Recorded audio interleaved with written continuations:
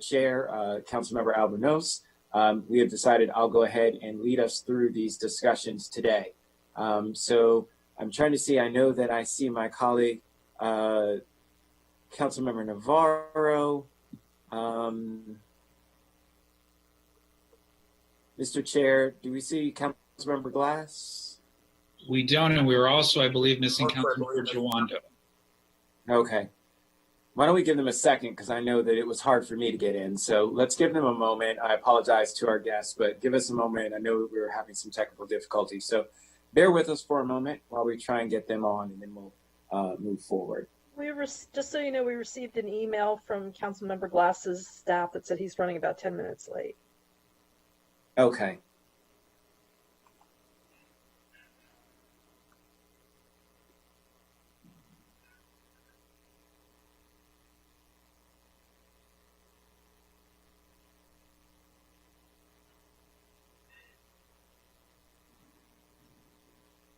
Councilmember Glass just joined. Excellent, excellent. Welcome, Councilmember Glass. Late. All right, Councilmember Jawando has texted me, and he'll be on momentarily as well. So let's give him a chance to get on. We'll let everybody join, and then we'll go ahead and get started. So again, apologize for the delay to our guests, but bear with us.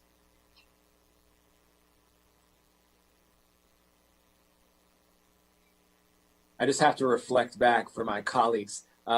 Typically, you know, we had so many meetings that were back to back anyway. The reality of starting on time for a committee meeting was pretty much obsolete. It pretty much didn't exist. We were always delaying meetings 15 minutes, 30 minutes, but it's so funny on Zoom, we're like, it's got to be 1:30. It's just a complete difference in terms of timing. So every minute counts in Zoom.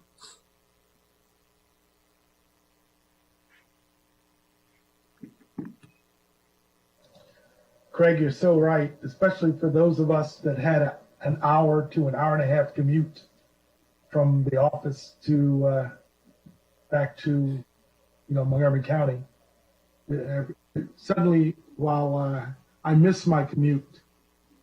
No, that's very true, Mr. Johns, and it's one in which, when you think about finding parking, all those kinds of challenges that were associated with getting to a meeting on time, there aren't those excuses any longer. It's just, did you turn on the computer or not?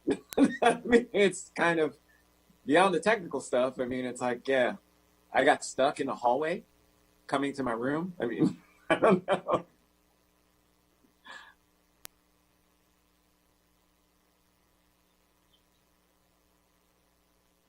All right, what I think we'll do is, the first one is pretty straightforward. We're going to go ahead and get started, and hopefully Councilmember Jawando will join us before we need to come to a vote, although I do think it's going to be rather quick, but we can extend. So, ladies and gentlemen, I want to thank you for joining us for a joint Education and Culture and Health and Human Services Committee meeting today. We have two items that are on our agenda. The first item that we'll take up is a supplemental appropriation for the Department of Health and Human Services in the amount of $864,029 to increase somatic health services at our Montgomery County Public Schools. And I really want to thank all of the folks who really made this a priority. That's pretty much every single one of my colleagues, as well as the staff from DHHS, MCPS, and the county executive. Everyone realized how important this was and that we needed to move forward with assisting our students through these troubling times.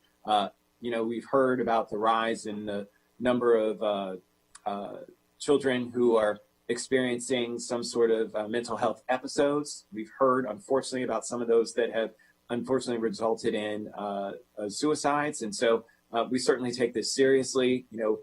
One mental health episode is one too many. And so the more that we can do to help make sure that we're providing the services for those students who need it, especially in these very isolating and troubling times, is incredibly important. And so from that perspective, we're going to go ahead and review the $864,029 supplemental appropriation. Today, we're joined by Joanne Barnes, who's our Chief of Children, Youth, and Family Services for our Department of Health.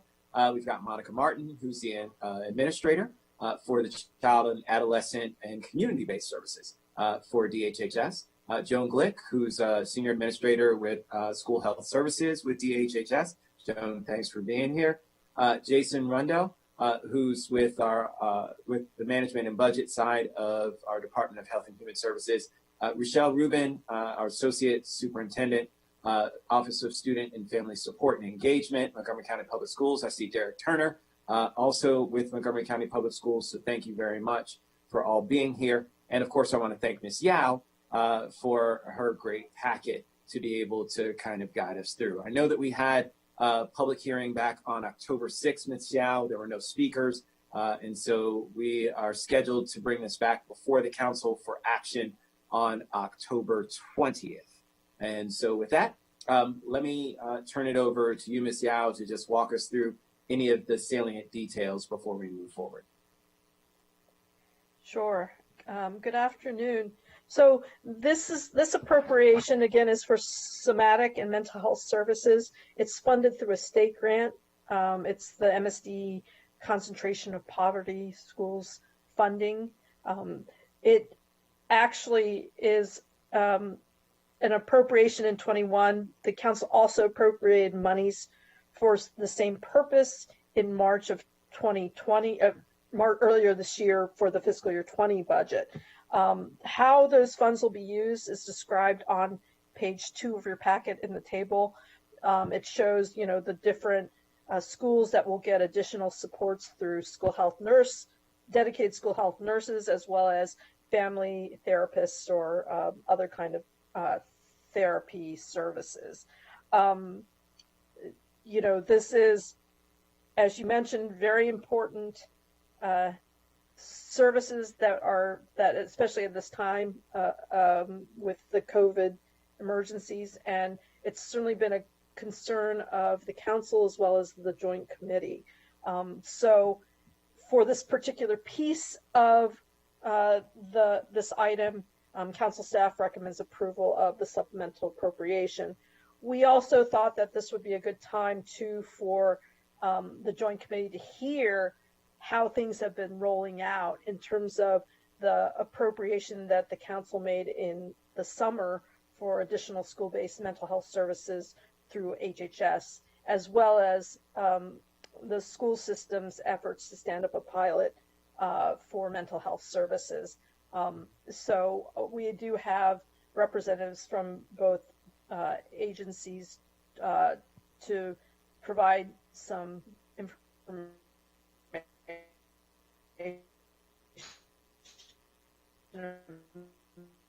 about their efforts. Oh. Mr. Chairman, you're on mute. Ms. Yao, we lost you. Thank you. Oh, oops. I think you're back now, Ms. Yao, but we lost that last 2 sentences. Oh.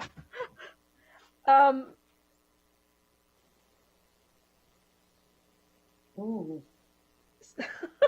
Sorry, technical glitches. I think I was just indicating that in addition to the supplemental appropriation that the joint committee will be making a recommendation on, we have members of HHS as well as MCPS to provide an update on their efforts to stand up mental health services, school-based for the student population.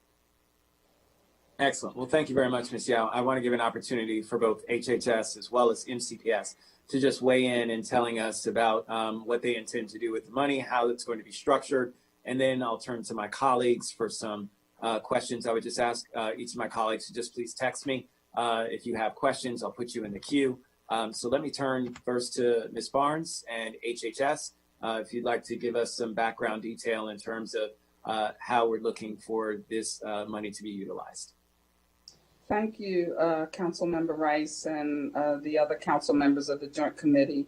I'm Joanne Barnes, Chief of Children, Youth, and Family Services, and we're really pleased to be here this afternoon to share with you what we have been doing in collaboration with Montgomery County Public Schools and with the contractors that we utilize to provide mental health services in the schools. I want to turn it over to my administrator for community and school-based services, Ms. Monica Martin, to go into details. I do want to point out that at the request of council staff, we have also included in the packet information on some of our other programs where we are continuing to work with youth and the mental health services that we are providing through other programs such as the cluster program, our positive youth development portion of the high school wellness centers. But Ms. Martin will talk in a little more detail about what we've been doing, both with the concentration on poverty money, as well as the new funds that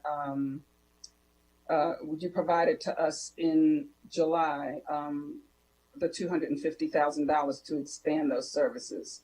I do want to say the contracts, we expected those contracts to be in place by October 1st. In fact, 2 of them are, I think, in the last phase of signature. So we are running about 2 weeks behind the date that we thought we would have them up and running. And the 3rd contract with the city of Rockville, because of some significant changes in their staffing, we're just probably about a week further behind on that contract.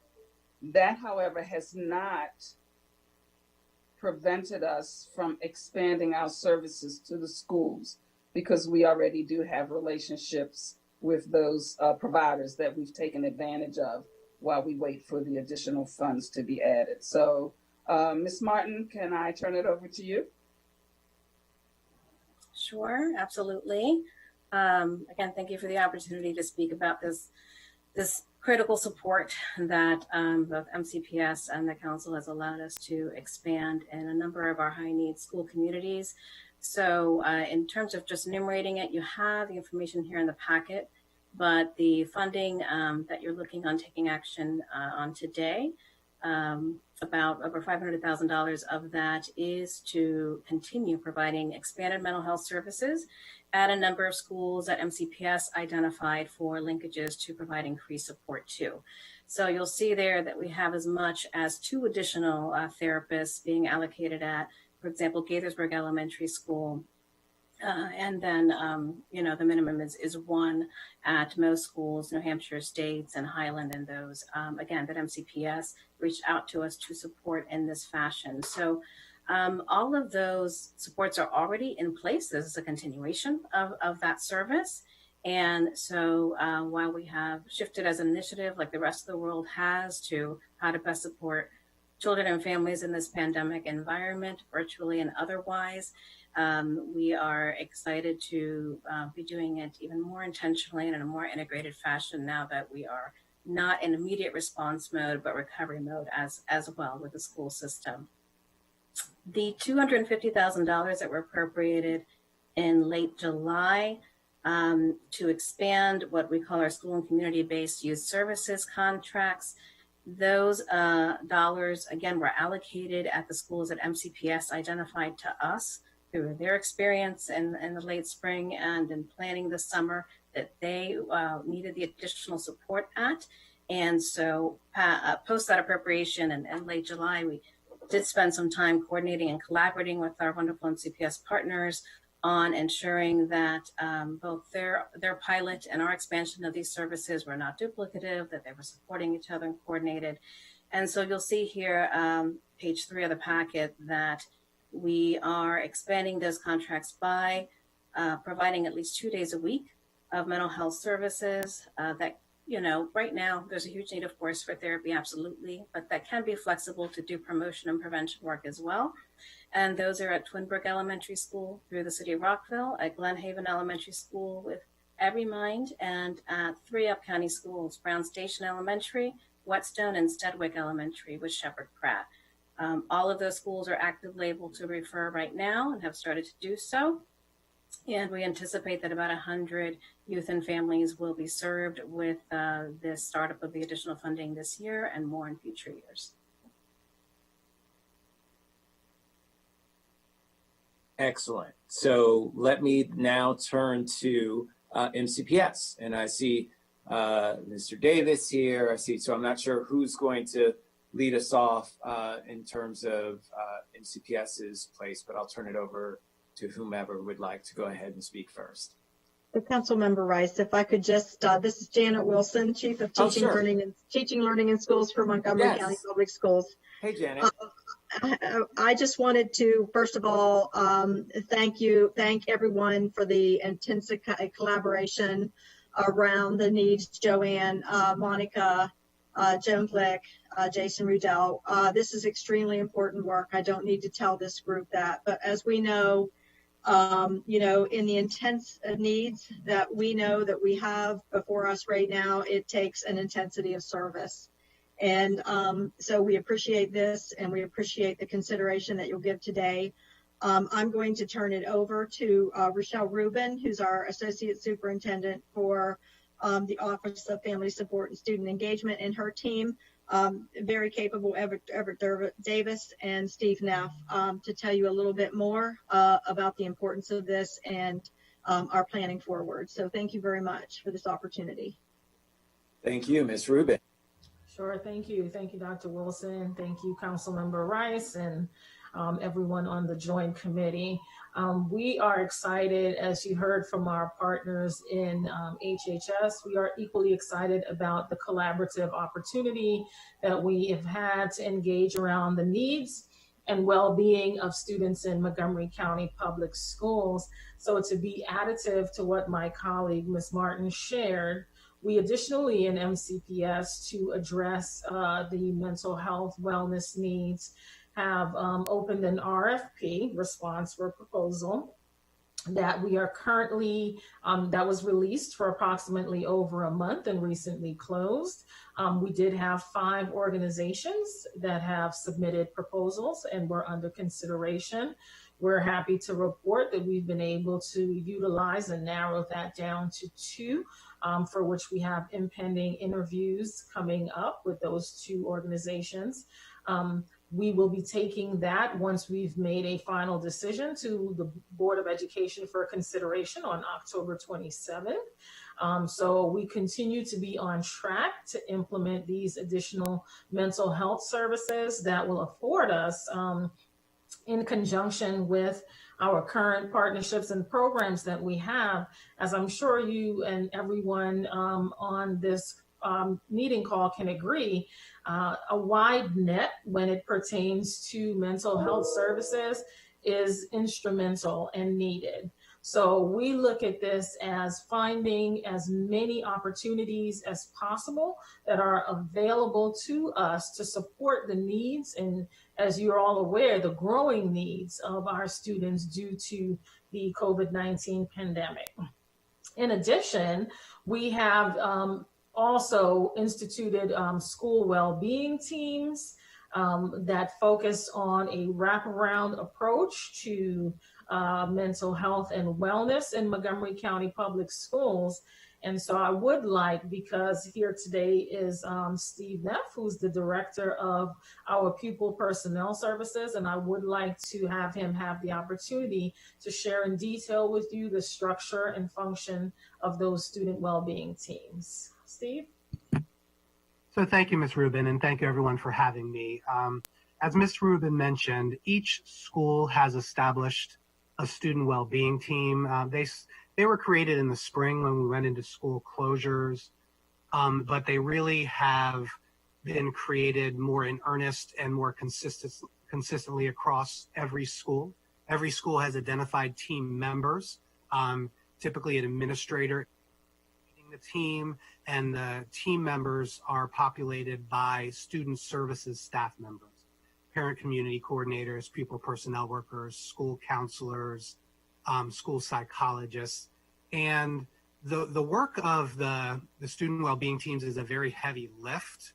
I would say the primary areas where they're focusing on supporting students and families are students who are having challenges engaging consistently in our virtual learning, students who are demonstrating social emotional concerns through some of their behaviors, perhaps in their live Zoom lessons, and then families that are just demonstrating a need for school system and community resources. So the student well-being teams are designed to meet on a regular basis, at least once every other week. Many are finding it critical to meet on a weekly basis. And they just do collaborative problem solving on any of the issues that I just mentioned. And part of that problem solving involves what interventions do we need to put into place? What additional resources and supports do we need to put into place? And so often it's resources and supports from our agency partners that are on this call. So again, I just want to echo the fact that we so appreciate their collaboration and support with us. In order to upgrade, or I guess enhance the work of the student well-being teams, we've created a data collection tool. So every school's student well-being team is completing information on the same data collection tool. That will allow us to roll up data to our Board of Education and to others around which students are being referred, what reasons are they being referred for, and then what are some of the interventions that are being employed the most often. And I guess the last thing I will say is we're committed from a central office standpoint to provide support to the school-based student well-being teams. So we are developing asynchronous professional development modules, professional learning modules that student well-being teams can access on their own time and then come back and discuss how it impacts their work. We also are setting up what we call curated work sessions or just open dialogues where folks can come in and meet with leaders from various areas of MCPS, Dr. Wilson's team, and just share best practices, share concerns, problem solve around unique cases. So we've rolled out the teams. We've got engagement data from early in the school year that shows the good work that they're doing. And we're ratcheting up central office's efforts to make sure that the teams are supported to continue doing their great work. Well, thank you very much. Before I turn to my colleagues, let me just say that the reason why this needs to be stood up and is so important is because of the great work that my colleagues have done. Whether it's Councilmember Navarro and Councilmember Albornoz focusing on our Latinx community and talking about the challenges that they faced years ago when it came to this administration and the treatment of our folks in the community and understanding the challenges that children are fearful of whether their parents are going to be home when they get home. So it's not just about this pandemic, whether it's Councilmember Juando, who talked about the fact of, declaring racism a public health emergency and why we see the continued discrimination that exists, that's always been there, that's systemic racism that folks won't acknowledge, whether it's Councilmember Glass, who talks specifically about our LGBTQIA plus community and the continued challenges that those in the community face when it comes to bullying and all kinds of other things of non-acceptance. And all of those kinds of things existed pre-COVID, right? And so everybody's been working on this in their own space pre-COVID to say, hey, we need to do this, which is why we put forth special appropriations to do this and why it's so important to do now, because it's gotten worse. It hasn't gotten better. And this administration has continued to ratchet up when it comes to the dialogue around what it is that we see about dividing us all and not having us together. And our children feel that. They feel that. And so it's not just the fear of this, invisible virus that's out there that has caused you to miss school and not be there, but it's also about all the other things that have just heightened in terms of that unrest. And so that's why this is so important. And so my hope is so Ms. Rubin, for you and your team, making sure that we impart to the superintendent and to the board that we expect these services to continue because they are not going to get better in terms of the problems. Those problems have just ratcheted themselves up to a whole new level via COVID, but they still needed to be addressed and treated. And so these are things that will long lead into the future. And so my hope is that the commitment is to not just rely upon CARES funding, but to also look at what it is that we're going to do in the future in standing this up and expanding beyond the existing schools that are listed here. So with that, let me turn to, and let me just say what the list is going to be for my colleagues. I've got Councilmember Navarro, followed by Councilmember Albornoz, Councilmember Glass, and then Councilmember Juando. So Councilmember Navarro. Thank you very much, Mr. Chairman and Chairman Albornoz, for this important session, and all of you who've worked so hard, especially during this pandemic, to address these growing needs. I think you stated very well, Chairman Rice, that these are not new needs. These are things that we know we have had to face for so many years, having a lot of flashbacks from my time on the Board of Education, 5 years working on these issues.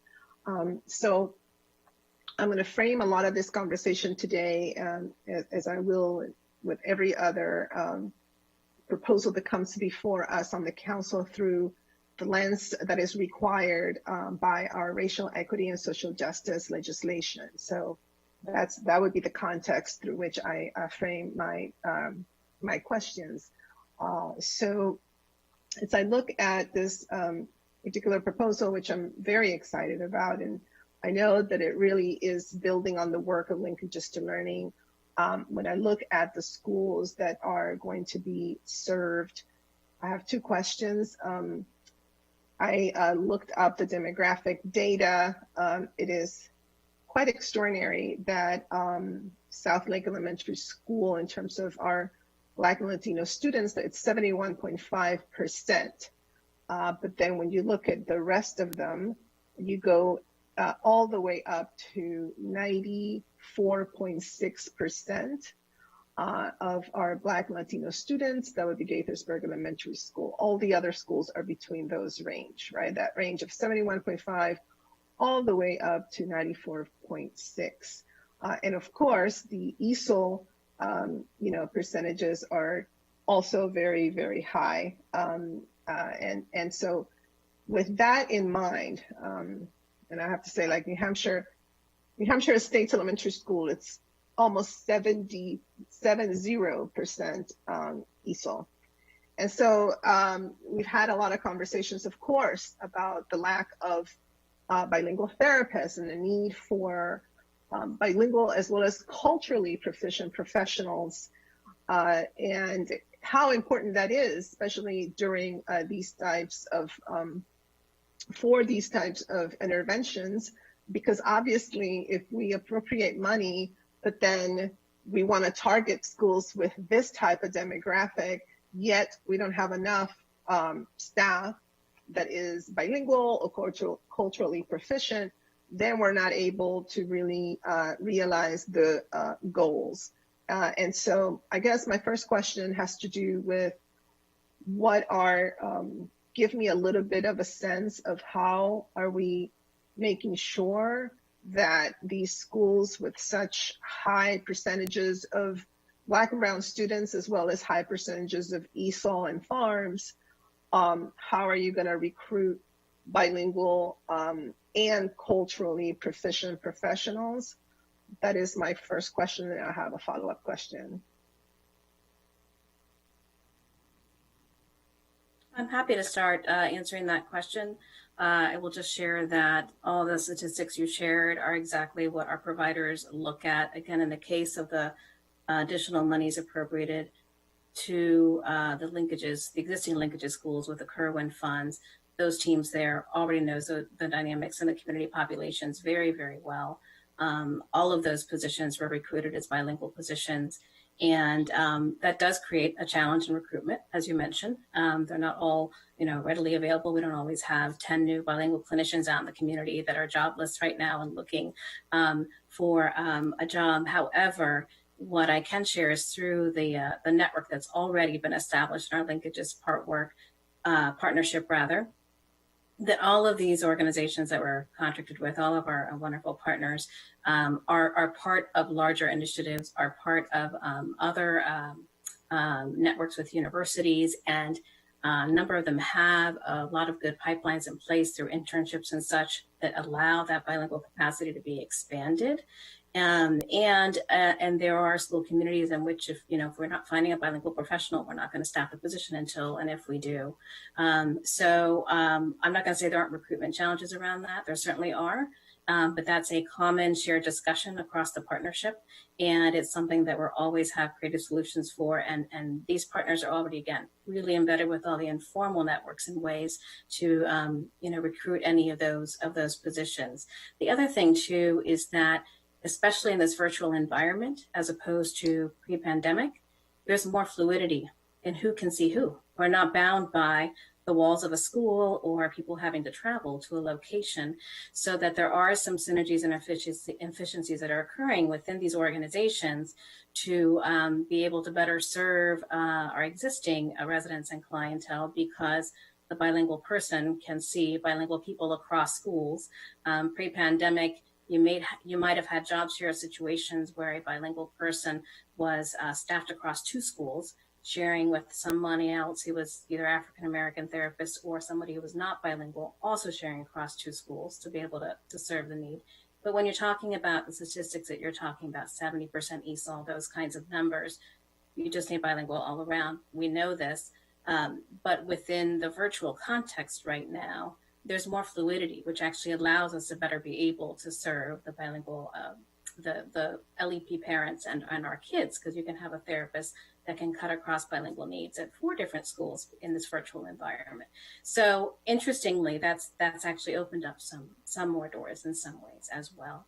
With the $250,000 with the new monies, again, the schools named in the packet that I reviewed earlier, the additional schools, those 5 schools can refer for services right now because of the base funding that was already in place, and because of the virtual environment we're doing the support work in.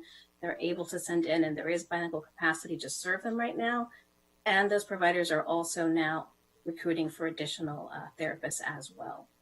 So we'll see how this continues to go. And I know that we'll continue to have discussions with MCPS on where we have the most need, and kind of distributing that workforce equitably whenever we can, as they start closing out their RFP and are looking for the same thing, looking for a number of bilingual providers that are also already certified and competent in trauma-focused techniques and trauma-focused cognitive behavioral therapy, all those kinds of things, as well as just youth-oriented and culturally appropriate engagement approaches, which is a whole nother different skill set than whether or not you've got a trauma-focused certification. So I will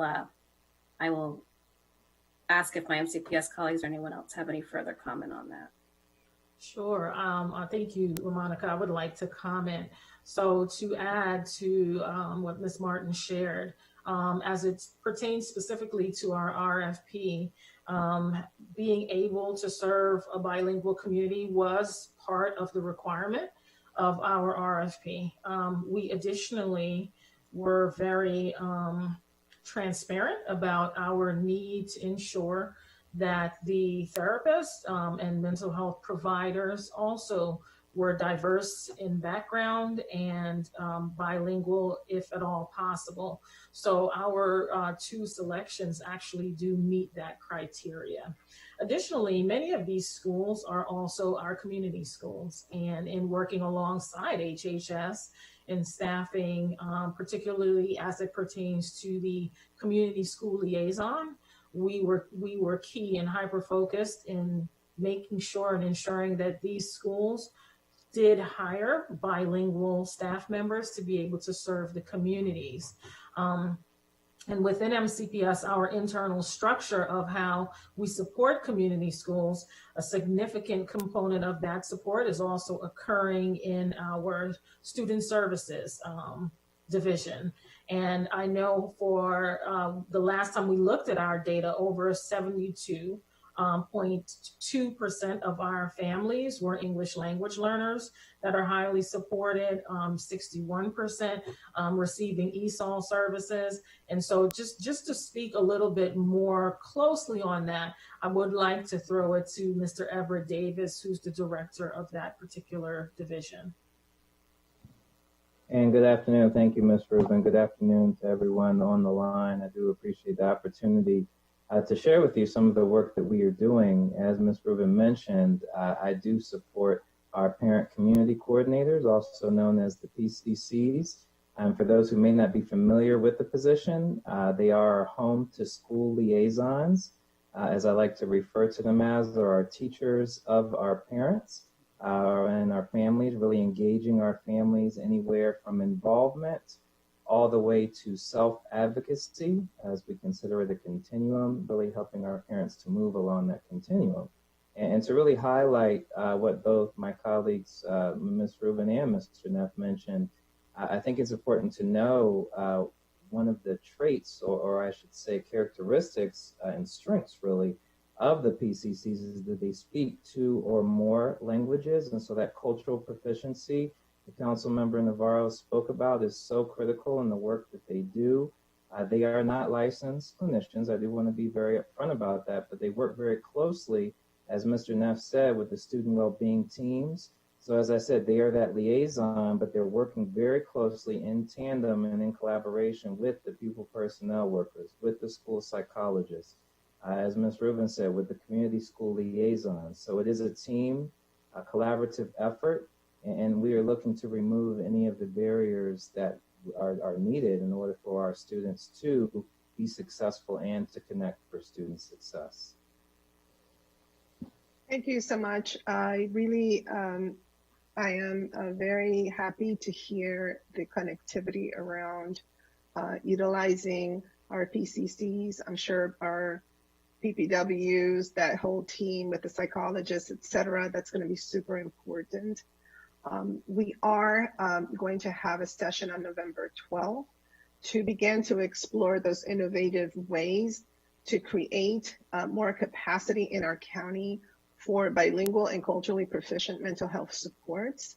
And I want to be very clear that I'm referring to bilingual capacity, but it's also very important that we find, Black therapists, folks that can also help in that process, because when we look at our student demographic, it is clear that we got to do both. And we've been, lamenting this problem for such a long time, dating all the way back when I was a member of the Board of Education. So the time has arrived for us to then have a strategy that is completely strategic in terms of how do we grow that pipeline, but also how do we take advantage of innovative models that can have folks that could be maybe assistants, or that can provide that intermediary support while we're growing licensed mental health practitioners that reflect our student population. So I'm really looking forward to that November 12th, and I think going back to this conversation, I would love to receive, and Ms. Martin talked about how there are some creative things happening. If I could receive just a description of, how that has been implemented precisely, maybe using like particular schools. So what have been those strategic and creative ways? Because I think that would really inform our conversation on November 12th. And I'm very excited. Dr. Santiago is very interested in helping us move this needle along. So very quickly, the only other question I had with this item had to do with also how are we connecting all of the different special appropriations that the council has funded, has voted on, and how are we leveraging all of these funds, because many of them seem to be targeting the same issue. So for example, when Councilmember Albornoz and I introduced, and the whole council voted on a special appropriation for family strengthening and intervention. It was a pilot program for the Up County and also the Wheaton Silver Spring area. I know the YMCA, for example, was contracted. It was a $565,706, $300,000 for the YMCA. Just curious how something like this, that particular special appropriation, is there a nexus with, for example, now this money coming from the state and everything else that we're doing, so that we're leveraging all of these funds in order to get the most optimal result, and also the scalability component. So, perhaps in one particular special appropriation, we're not able to serve, that many children. But if you start connecting all of them, then you can get to a scalability goal. And so I'm just very curious, Ms. Barnes, if you have any update or if you see a nexus of that particular special appropriation. There were others that had to do with mental health. But this in particular, I'm just curious if there is a nexus there that could be utilized with these fundings that we're considering right now. Councilmember Navarro, we are working closely across Children, Youth, and Family Services to make sure that we do coordinate. Luis Cardona and Monica Martin work very closely on a number of the county initiatives that we are putting in place to support the children in MCPS. But in addition to that, I would share that we are working with MCPS in what we call a joint planning meeting, where we will be working to make sure that we don't overlap, and that not only in school, but in the type of service that we're providing, to make sure that we are not overlapping, except where it is appropriate that those services are provided at the same school. So I'm really pleased that we're able to pull together that by-agency planning group. It also includes our public health colleagues. Dr. Bridgers and Joan Glick are part of it as well, as Monica, Luis Cardona, and myself. So I think that we will achieve exactly what you want to see and not overly duplicate. I appreciate that. And, I would request that as we now embark in a lot of these sessions, number one, given that we have a racial equity and social justice law, that we have some kind of analysis or just, something included in the packet that addresses, for example, the issue of cultural proficiency, bilingual, et cetera. Those are important components. And again, that's the purpose of the law. And then number two, to the extent possible, we had a very robust conversation yesterday during our council session, the day before, maybe. My days are getting blurred. We had a great, I think, update on the status of all the special appropriations, but I think it would be important as these things are coming to us in committee for there to be also, at least in the packet, just some explanation of how these special appropriations are interacting with each other. I don't worry so much about duplication. I'm more concerned about our need for scalability. And, and the fact that many of them do interact, that gives us a really great opportunity to scale up. But it would be great to have that in front of us as well as we consider these special appropriations. Thank you. You're welcome. Well, thank you very much, Councilmember. No, thank you very much, Councilmember Navarro. And, if only we had an innovative community college here that was located on the campus of a hospital here in Montgomery County, that actually has been a partner with us in answering the call for economic development and workforce development in particular areas where we haven't seen students of color, and we need to have students of color come through. Let's give that some thought. So I couldn't agree with you more. I think your point, Councilmember Navarro, is fantastic.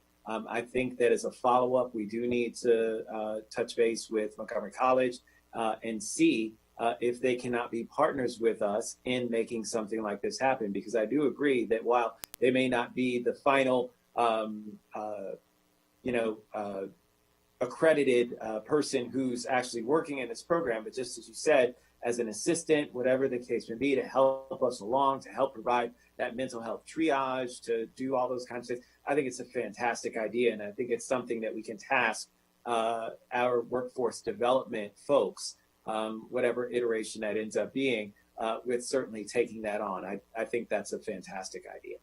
And we have a session on November 12th. So yes, we do. My expectation is that that's exactly what we can, begin to put into shape in some form, so we can launch an initiative and get something done instead of always lamenting that we can't find enough bilingual, bicultural, culturally proficient mental health professionals. So really excited for that session. And what you just said is absolutely key. We have the partners already. So I'm hopeful. And the reality is we did it with our police. We had an issue with police, and every single police cohort that's come out of Montgomery College has been not only heavily majority students of color, but also women.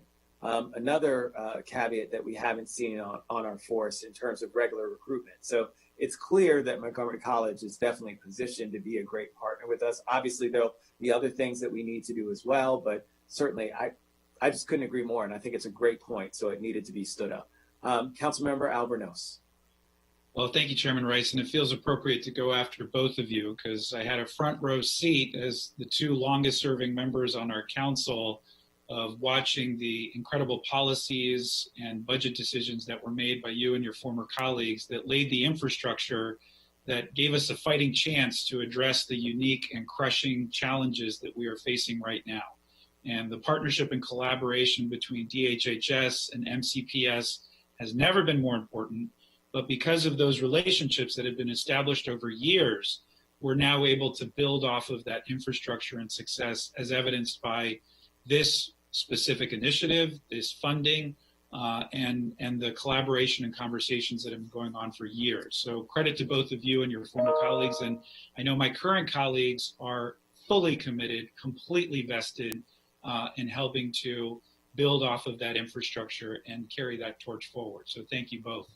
I guess, Mr. Neff, you were I think you gave a good overview of a little bit of what you are all seeing right now, but I'd like to dive deeper. We've talked about the infrastructure and system development, which is so critically important, but I would like to get a better understanding of what we're seeing on the ground from our students, from our schools. Clearly, this is an important appropriation that will address a lot of needs, but all of us have lost sleep thinking about the crushing challenges that our students are facing right now, economically within their families, socially, not being able to connect to their friends in the way that they were before, not having the access to those key connections and touch points within a school to see caring adults. What are we seeing? Can you quantify that a little bit more in terms of the number of referrals and anything you can add, and anybody on the panel that you could add on what we're seeing on the ground? So I'll start off by saying we are very close to being able to quantify it.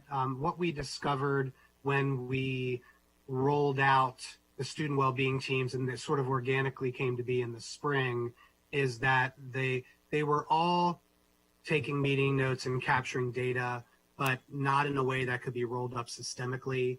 And so some colleagues and I created a data collection tool, which I mentioned before. It was actually pushed out 2 weeks ago with the expectation that the data collection on that specific tool start on October 5th. So in very short order, we will be able to give you some of the numbers that you're looking for, Mr. Albornoz, because we want to look at demographically which students are being referred, what service groups they're in. And then I mentioned sort of the main topics that are bubbling up, students who are having difficulty engaging consistently in their virtual learning, others who are demonstrating social, emotional, mental health concerns, and then families that are just in need of resources, medical, renter's assistance, food, etc. And so we are poised to be able to give hard data. We aren't there yet. Gotcha. I don't know if anybody else wants to add from your perspectives what you're seeing on the ground. Sure. So I'd like to just weigh in. If you had the opportunity to see one of our board meetings, of course, you noted that I'm sure Janet might want to weigh in as well. We were able to do some work to take a look at exactly who are our students that have not been engaged, meaning they haven't logged into the system. And from August 31st to around, I want to say October the 2nd, we have brought our numbers down from about 4,000 to a little over 1,500 currently. in collaboration with our school security and others, some of the things, and one of the things we lifted up during the continuity of learning was something called Ask OFSI, which is, it allowed schools the opportunity to, if they tried to reach out to a family and couldn't, they were unable to, and at that school team level, and they just needed a little more support, it would come to central services, and we would help to wrap around the school and try to figure out what was happening with that family. And from that documentation, what I can tell you are some of the things that we saw. Lots of our families actually going to live with other family members in other states. So there were instances where we were actually, those students, we still consider them to be MCPS students, and we were working out with families how the students could get access, if they needed to obtain a device where they were, or however we needed to make that a reality. Those were some of the things. Housing insecurity, food insecurity. It's well documented, we were able to lift up quite a robust food service program throughout, and we continue to do that. And then working out, how do we get our families there? So a lot of the, and then in respect to that technological piece, lifting up, and our PCCs were instrumental in this work. What does it look like to help our parents who, now they have the technology, they just need to know how to navigate the various platforms? How do I get on to the student website? How do I navigate that? So for many of the families now, we're down to very serious family community things that are happening that we're trying to problem solve on a case-by-case basis. So if that gives you a little bit of a deeper insight. Mr. Albornoz, if you don't mind, I'd like to just chime in a little bit on really what Mr. Neff discussed, and also Ms. Rubin there. I want to say that the 1,510 students that we identified, we know the names of those students, we know the locations, we know the services of those students. And what we are doing now, and I think it's really important that that by level, that we recognize the majority of those students that we are deeming not connected are middle and high school, not elementary. In fact, less than 150 are elementary students based on our internal data systems and our students' activity on the sites. But I also want to mention that now we, our enrollments, to what Ms. Rubin said about students relocating, did not settle like they did in years past. It is taking us a little bit more time to solidify our system enrollments and know where our students are located. Now that we have that information, we're also finding that in that 1,510 students, we have students that are enrolled at MC. They're taking college courses, dual enrollment. They'll still graduate with us, but they're not appearing in our system because they're taking college courses. So we are now looking at each one of those students by name, to the school in which they're assigned, and now getting that story that we need to have in order to make sure that they're getting the services that we may not yet have identified. That's really helpful. I want to pivot just two final questions. And Ms. Martin, you mentioned this in your comments, but obviously there are many cases that rise to the level of clinical intervention, and we hope these funds will assist in that regard, or just intervention, not necessarily clinical. But you mentioned preventive measures, which I think are also equally important. And I know that the stress that not just the students, but their families, but also teachers and providers and mental health providers are all feeling right now is very real and very raw. We're hearing story after story. So I would be curious as to hearing recommendations, maybe not necessarily right now, but in the future, about what are some of those preventative measures. The students are not coming back in the same full format for a very long time. And so, we are going to transition in. We're going to do it responsibly. We're going to follow the science. But this is here to stay. And so I think as we look at, we could drop 1,000 clinicians from the sky tomorrow. It still wouldn't be enough to address the needs that we're seeing systemically across the board. So I would love to, and Mr. Chairman, maybe we can have a future session on what some of those preventive measures are. I'll mention very quickly, we did appropriate funds specifically to enhance youth sports, as an example. Those ancillary activities that we know help contribute to mental health and social and emotional well-being. So put a pin in that. We'll come back to it. I did have one specific question. We did learn on Tuesday, the challenges that we're experiencing administratively to get money out the door. Those very real bandwidth issues with so many contracts and so much going on. I would love to hear a little bit about our capacity to be able to get these resources out the door and be honest, what is realistic? What are the expectations of when we can expect to see these resources be able to hit the ground running to assist our families?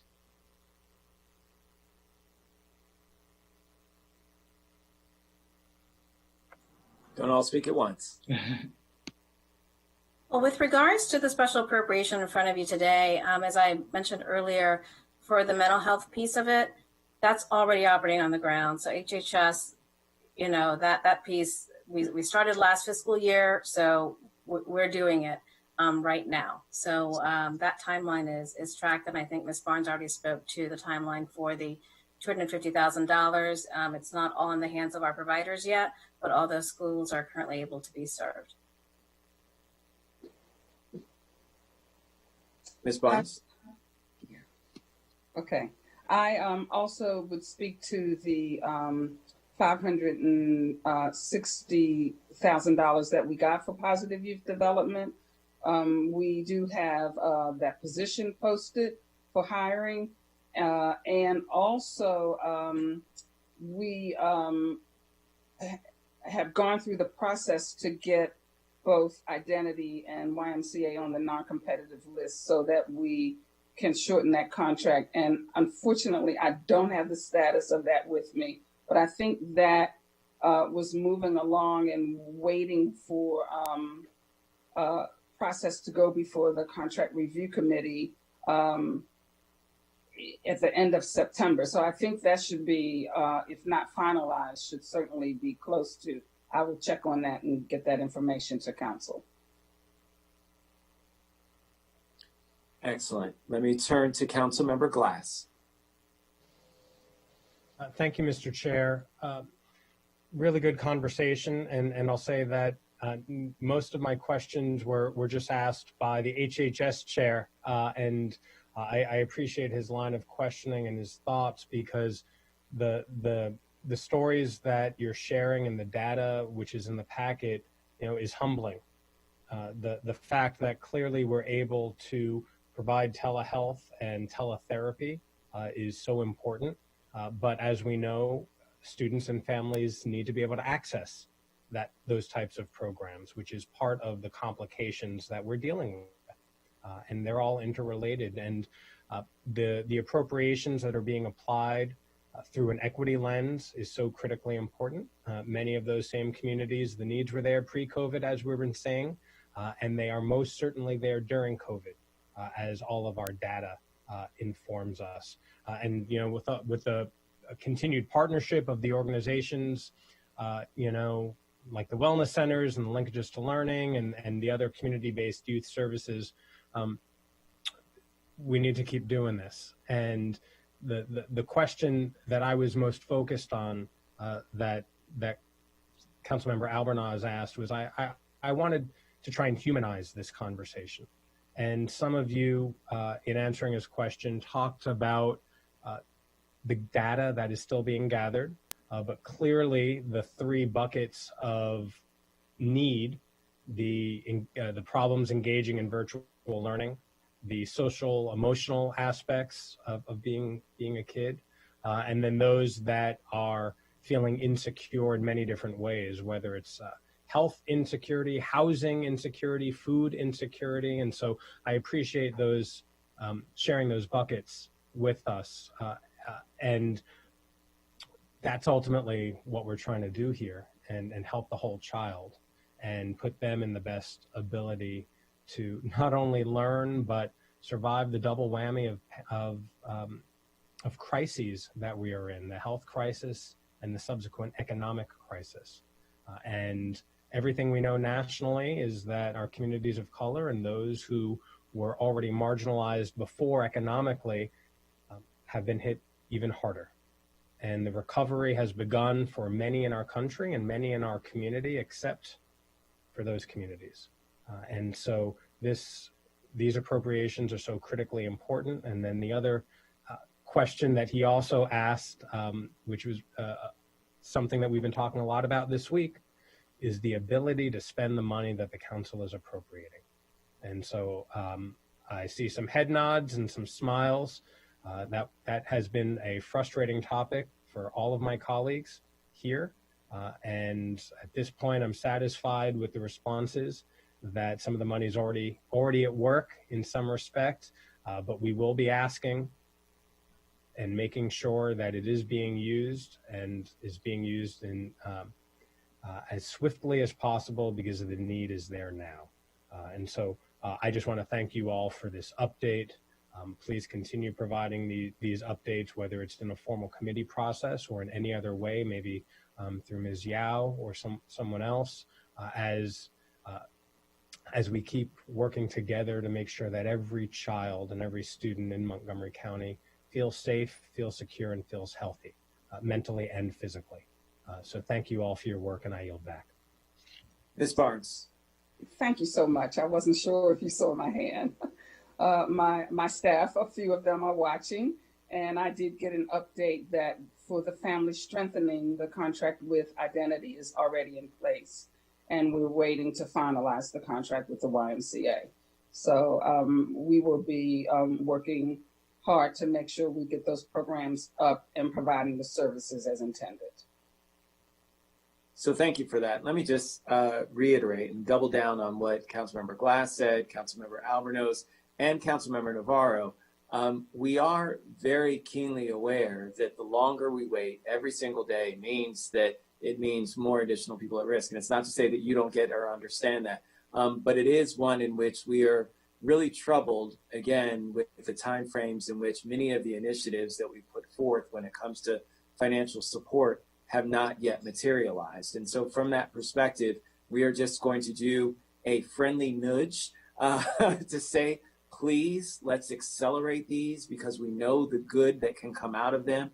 Like Councilmember Glass, like Councilmember Albornoz, like Councilwoman Navarro said, these are all things that we know are going to do great work in our community. So we don't just want to sit on this, right? We want to move it as quickly as possible. So again, just a friendly nudge to say, please, let's get this going. All right. Councilmember Jawando.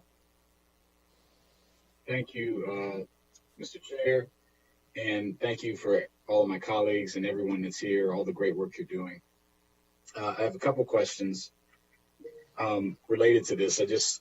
We all know how important this is. And, we're personally, professionally, many of us are living it at home and seeing it in the letters and emails that come in and phone calls. And so just really happy we're having this conversation and that we're going to make some additional progress. So I want to start with that. And I know you're all working very hard and I appreciate it. So whoever's appropriate to answer this, chime in, just, raise your hand. We talked about the students who are in having the data, which I think is so critically important. I want to underscore that as well, about who is accessing services, where they're accessing them, but also how they're accessing them. I want to know if even if it's anecdotal, and tell me what we've done proactively. As MCPS parent, I get the emails, so I know some things, but how do people know how to access these services at their school or just holistically, if, for the many, many, many people who are having mental health challenges and other challenges, what do they do? I always say for the millions watching at home, but what have we done proactively to get the word out? And then how are people, expected to access services? I'm sure some teachers are noticing, oh, student X hasn't been around. They reported up, they need some help. But what if you're a parent at home and you just don't know what to do? So if you could talk about what proactively you've done as MCPS to get the word out, but what you would also suggest for parents who need that help and families. So I can begin. Thank you, Councilmember Jawando. I think immediately in March when the initial pandemic, and I think Councilmember Rice very appropriately and accurately said there are multiple things that our family and community members are facing, honestly.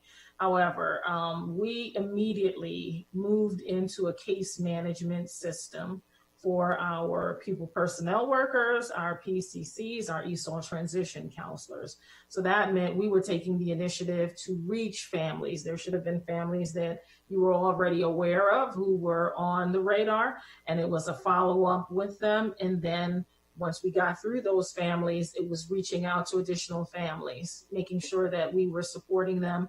Were they aware of how to get the technology, et cetera? Additionally, we wanted to be very innovative about some of the things that we were doing. So we lifted up the Waymaking series, one of the most popular that we have. I mean, the hits, over 2,000 views, and then upwards for many of the episodes, which was led by our Director of Psychological Services. And we pushed our connection with the Crisis Center. How do you get in contact if you need mental health resources, who was still available? Additionally, we worked extremely hard with our general counsel to really push through to get the movement around telehealth.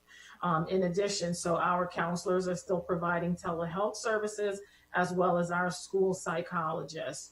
So those were some of the immediate factors. We try to blanket communication across multiple mediums. And I know it's never enough. We're constantly trying to figure out how else can we get, using text messages, doing the YouTube series, et cetera. But I guess the other piece is how we work to build that parental communication and relationship. And I think that has been significant because, quite honestly, before I throw it to Everett, to be transparent, we were holding the parent academies. And when we were in brick and mortar, we didn't have quite as many parents participating as we would like. We have seen a distinct change in that. And so I'll have Everett respond as well. Thank you, Ms. Rubin. Thank you for the question, Councilmember Durando. I too am an MCPS parent, so in thinking about the difficulties of navigating two elementary schoolers and a middle schooler, one with breakdowns, and that actually is a great segue for me to share how we have elevated our parent academy to a virtual setting. Our goal was always to move it that way, but as COVID provided an opportunity, I'll say, for us to move it in a more expeditious manner. So one of the pieces that we have looked at, and actually probably to give you three different pieces of our Parent Academy to go, as we call it. One is the continued workshops, as you would know them, where you would come, we would specify the topic, and then parents would come and enjoy and learn from each other, as well as whoever our community partner or inside resource was that was facilitating that particular session. So we have those that continue to go on. We also have what we call our virtual chats. And as the name implies, these are opportunities for our parents to come together. We have a loose topic, kind of a loose agenda, but it's really an opportunity for the parents to come and discuss some of the challenges that they're having. As I shared in my example, well, my fourth grader is melting down.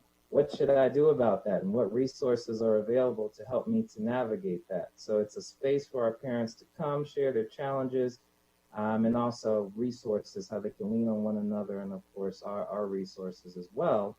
And then the third part really of how we have elevated our Parent Academy is with the technology. I think that was mentioned earlier in the conversation. Really, how do we help our families to not only get that Chromebook in their hand, but now that I have it, what do I do with it? How do I turn it on? How do I get to Synergy, for example? So we have a series on our website. If you just type in Parent Academy from our MCPS website, do a search and it'll take you directly there.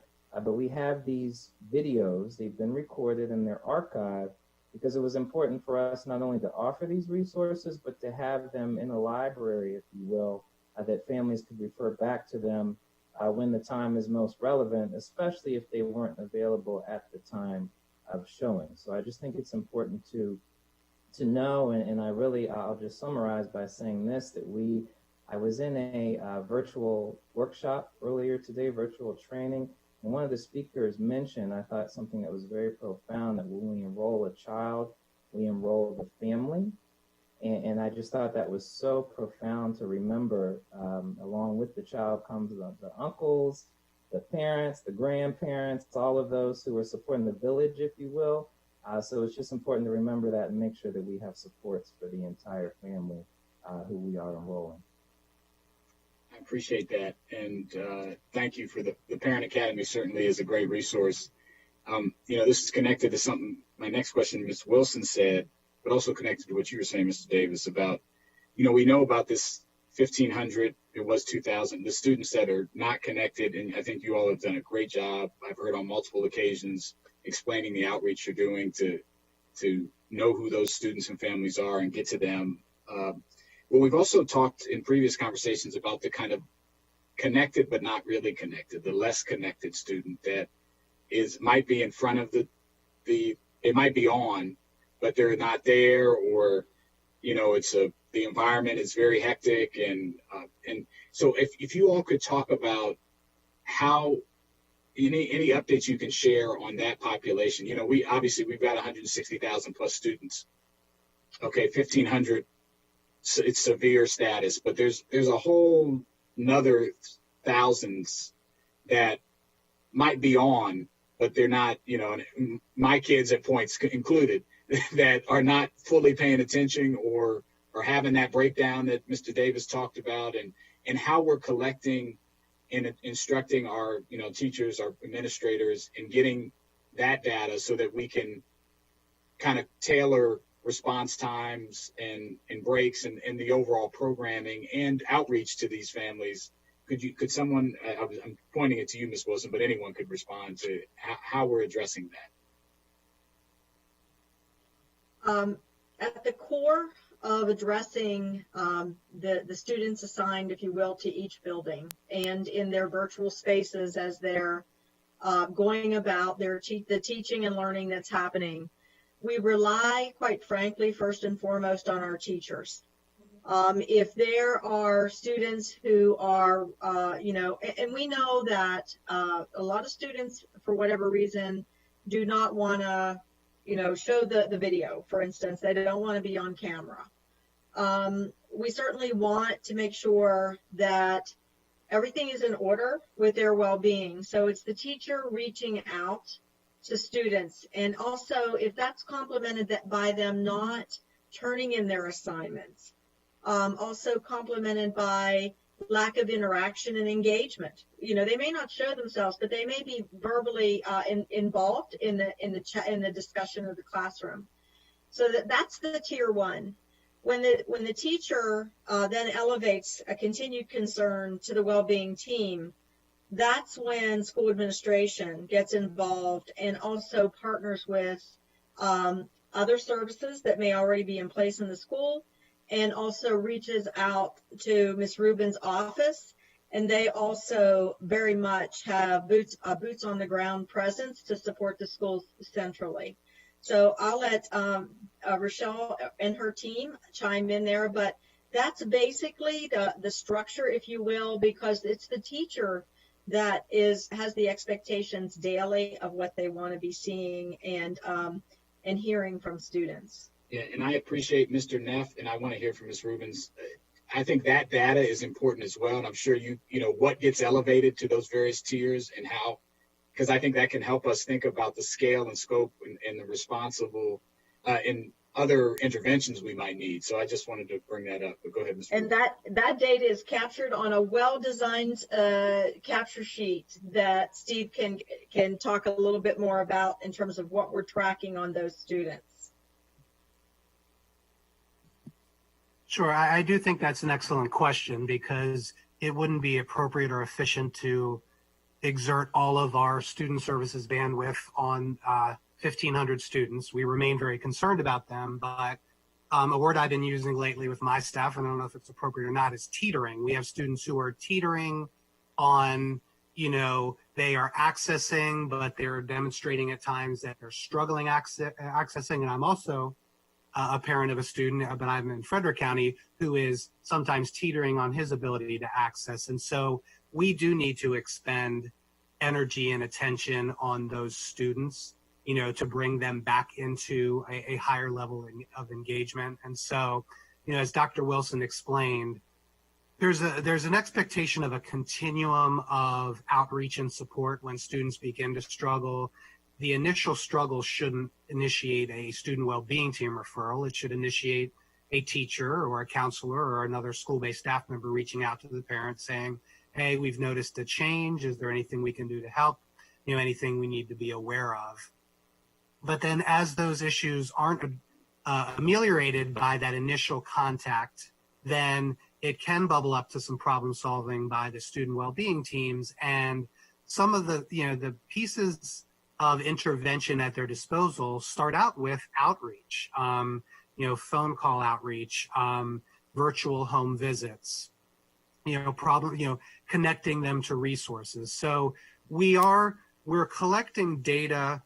That one of the other pieces of data that we think that the tool that we developed will do is it will allow us to know how many of the cases were able to be resolved at a lower level of intervention, because the bandwidth of our student well-being teams really should be reserved for those cases that are really hard to crack.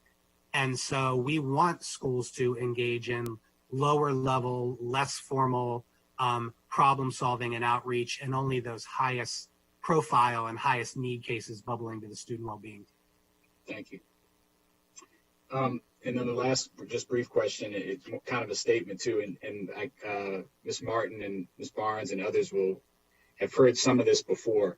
When we have these conversations about the services our students need, particularly our students who are most at risk and have high needs, following on the conversation with Councilmember Navarro, listing this, the schools and the demographics. And I just continue to push, and I really want to see the overall list of where are we going next? How much progress do we need? Because obviously these needs, we're going to appropriate this money today, and we should, but there's need all across and all down the list of the 207 or wherever we're at now of how many schools we have. And I think we need to track that progress. It's a racial equity issue to have that listed and to come before this committee and say, it's great we're doing these 5, but this is what we need to do. And then having a plan, and you pressure us. I've asked you before, pressure me to find the money and the community as a whole, because it's unacceptable to all of us that we would make this incremental progress, which is great, and we should do it. But we all know, talking about the students we were just talking about, that there's students that need this today that aren't on the list, right? And we just have to, I think we have to own that as a community, and we have to track it over time, and we have to celebrate the progress we're making towards it.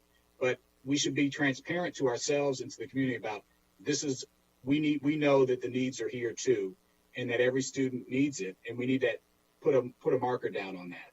And I'm thinking of ways to save money in the budget in other places so that we can move it towards, we talk about this in the context of after school. I think it's the last time I had this conversation, but I just want, and if someone wants to respond, they can. I just want to challenge all of us to do that because I just think we have to have those goals if we're going to keep making progress forward. So I appreciate what everyone's doing, and anyone can comment on that if you want, but you don't have to. All right, I guess they're going to just take it. That's fine. No, Ms. Martin, go ahead. I went to hit the unmute button and something popped up and it hit something else. But I would like to say that having a strategic vision is something that we are working on. It's amazing how our world has changed in the last 7 months. Just before the pandemic, one of the things that the joint planning committee was working on was looking closely at what we're planning to do with the Kennedy cluster model, but also with the strategic plan for the linkages program. And we were so close to, I believe we were all but ready to push the button on our linkages strategic plan. But one of the things we want to do as we come together, one of the great things we were looking at is the other social determinants that we want to factor into our prioritization of school. And what we've gone through now with the pandemic just brings that to forefront so much more. And we do have to look at more than just some of the typical things that we looked at in terms of the farms rate or the, you know, the poverty in community. We have to look at other factors as well. So I just wanted to say, I feel good hearing you say that, Councilmember Gerando. It makes us feel like we're on the right track. And again, it's not something that we can do alone. We have to do it jointly with Montgomery County Public Schools. And I think the commitment that we have to meet regularly and discuss these things, how those social determinants of health, not just individual health, but community health, impact the decisions that we make. So thank you so much. Thank you. Thank you, Mr. Chairman. Ms. Martin, did you want to weigh in as well, or are you good? I would just also add that some of the pieces the advisory group was looking at that are now even more important post-pandemic, we're making sure that our strategic planning is spelled out through the lens of equity and racial justice. So we were looking at that pre-pandemic. Now all of that is highlighted even more, but not just looking at social determinants of health data, but looking at it by subgroups and populations using data such as the MCPS equity accountability model to also look at academic progress or metrics being met, again, by focus groups within MCPS. So we had a very exciting retreat. We were charged to kind of move forward with it. The pandemic hit. We were understandably derailed to responding to emergencies. And so we just need to, we're getting those meetings back on the calendar. We've had plenty of interaction and collaboration around so many things during this time, but getting back to that with now what we know has been kind of the new normal for us. I think those things will merge, and you'll have something that that'll be exactly what you want sometime soon. Thank you very much. So I'm going to turn to Councilmember Navarro. I just wanted to follow up on a couple of points that Councilmember Gerando had and some of the discussion that's been going on that's taken place. When it comes to outreach, I think that's something that we can always still do a better job of. And so I know that Mr. Turner, who's our Chief of Engagement, Innovation and Operations, who knows all too well about, we need to be aggressive in terms of making sure that folks understand about these programs. It's great to have it on the website. It's great to be searchable. It is. I went online just as you had listed. It's right there. It's very easy to find, but folks have to know that it's there and it's available. I mean, it's one thing to search out for something. It's another thing to have somebody tell you, hey, this is available. Same thing what we're doing with COVID right now. And COVID testing, we have to go out and knock on doors basically and tell people, hey, you can get a COVID test. It's not just enough to say that it's on the website. And so from that perspective, we look to you, again, these are the gentle nudges, about what more we can do. And we can partner with you to help that, to spread that message, to make sure that folks understand that that's out there and the things that we can do. So I just wanted to encourage from that perspective. And then also, when it comes to a couple of the things that we talked about before, Vivian, for you, before I turn to Nancy, we'll definitely want to make sure that, and because everybody has touched on this, in terms of our racial equity and social justice, we will need to have a section that we put into this as we put this before the full council that basically lays out that, talks about the schools that have been chosen and what we expect to see when it comes to racial equity and social justice and why it is we feel it's important to move forward with this. I think that also in our follow-up, we need to make sure that from a bilingual cultural competency and proficiency linguistics, that we do need to make sure that as part of that meeting on the 12th, that we do have some conversations, some pre-conversations with the college about maybe if that's something that they may be interested in, just to prepare us in terms of that sort of conversation. So I think those are two things that we'll want to make sure we follow up, as well as the chair and I were just talking about another meeting that we'll have specifically on that particular issue his issue that he put a pin in, as well as when it comes to Councilmember Navarro's questions about the culturally and linguistically appropriate parental engagement. Talking about that a little bit more and flushing that out. Again, that's not something that is just COVID related. That's something that obviously is going to be the future of us in this community as we continue to grow. And Councilmember Joanna, it's 208. So we continue to grow. It just keeps burgeoning. It's kind of like your family. No. I'm done though. I'm done. So you put a limit. Okay. All right.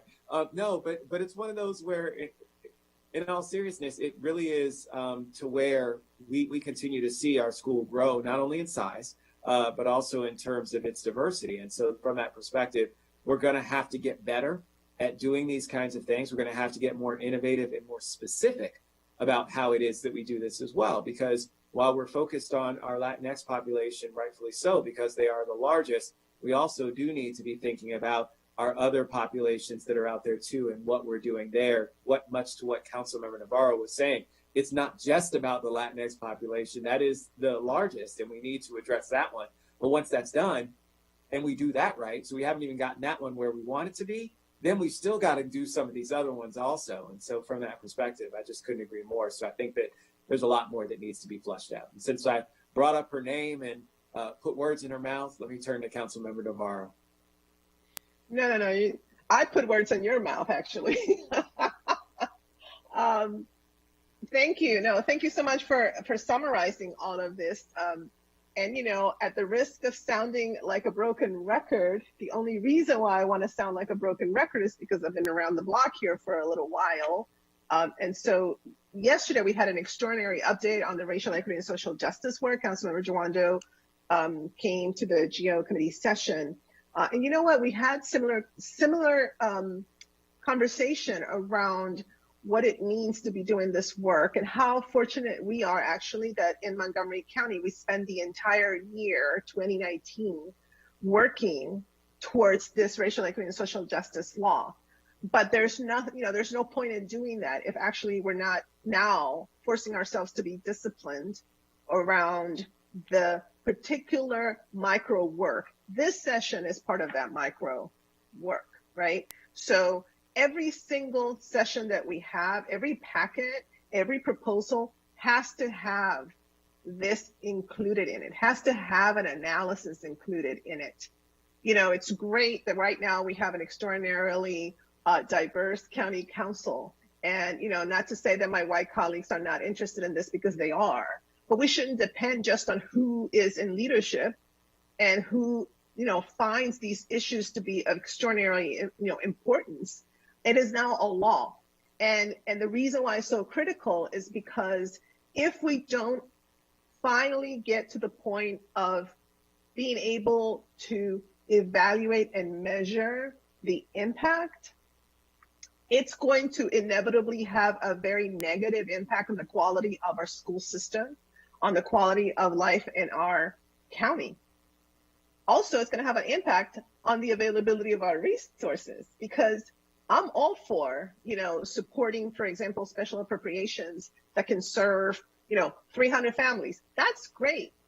But if this is an amazing intervention and it has a great impact, we need to also look at the other money that we have invested and then make some decisions about scalability, right? It's almost a $6 billion budget.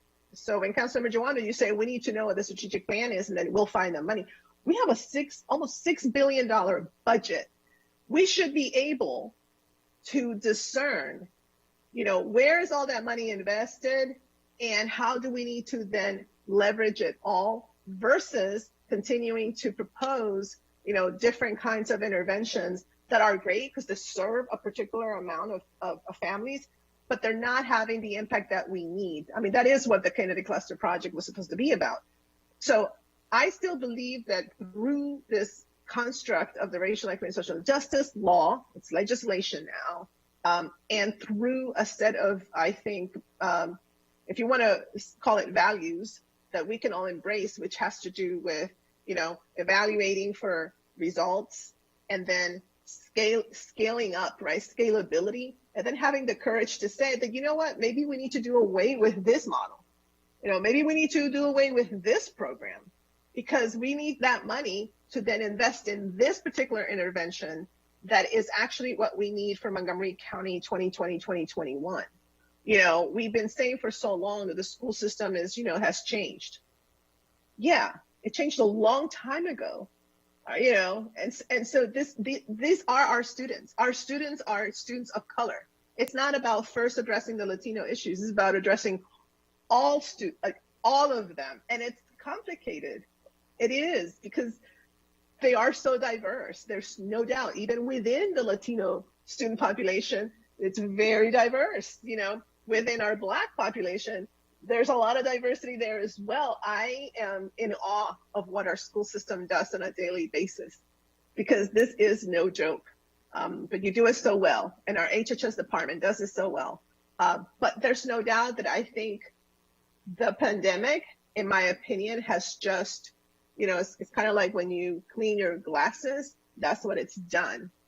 It has put it into very, very, very clear cut focus, no pun intended, 2020 vision, but it's true. It has totally, you know, just opened everybody's eyes to the fact that if I allow a particular community in our county to be disproportionately affected by this virus, as it has been for our Black community and our Latino community, then it has an impact on everybody else.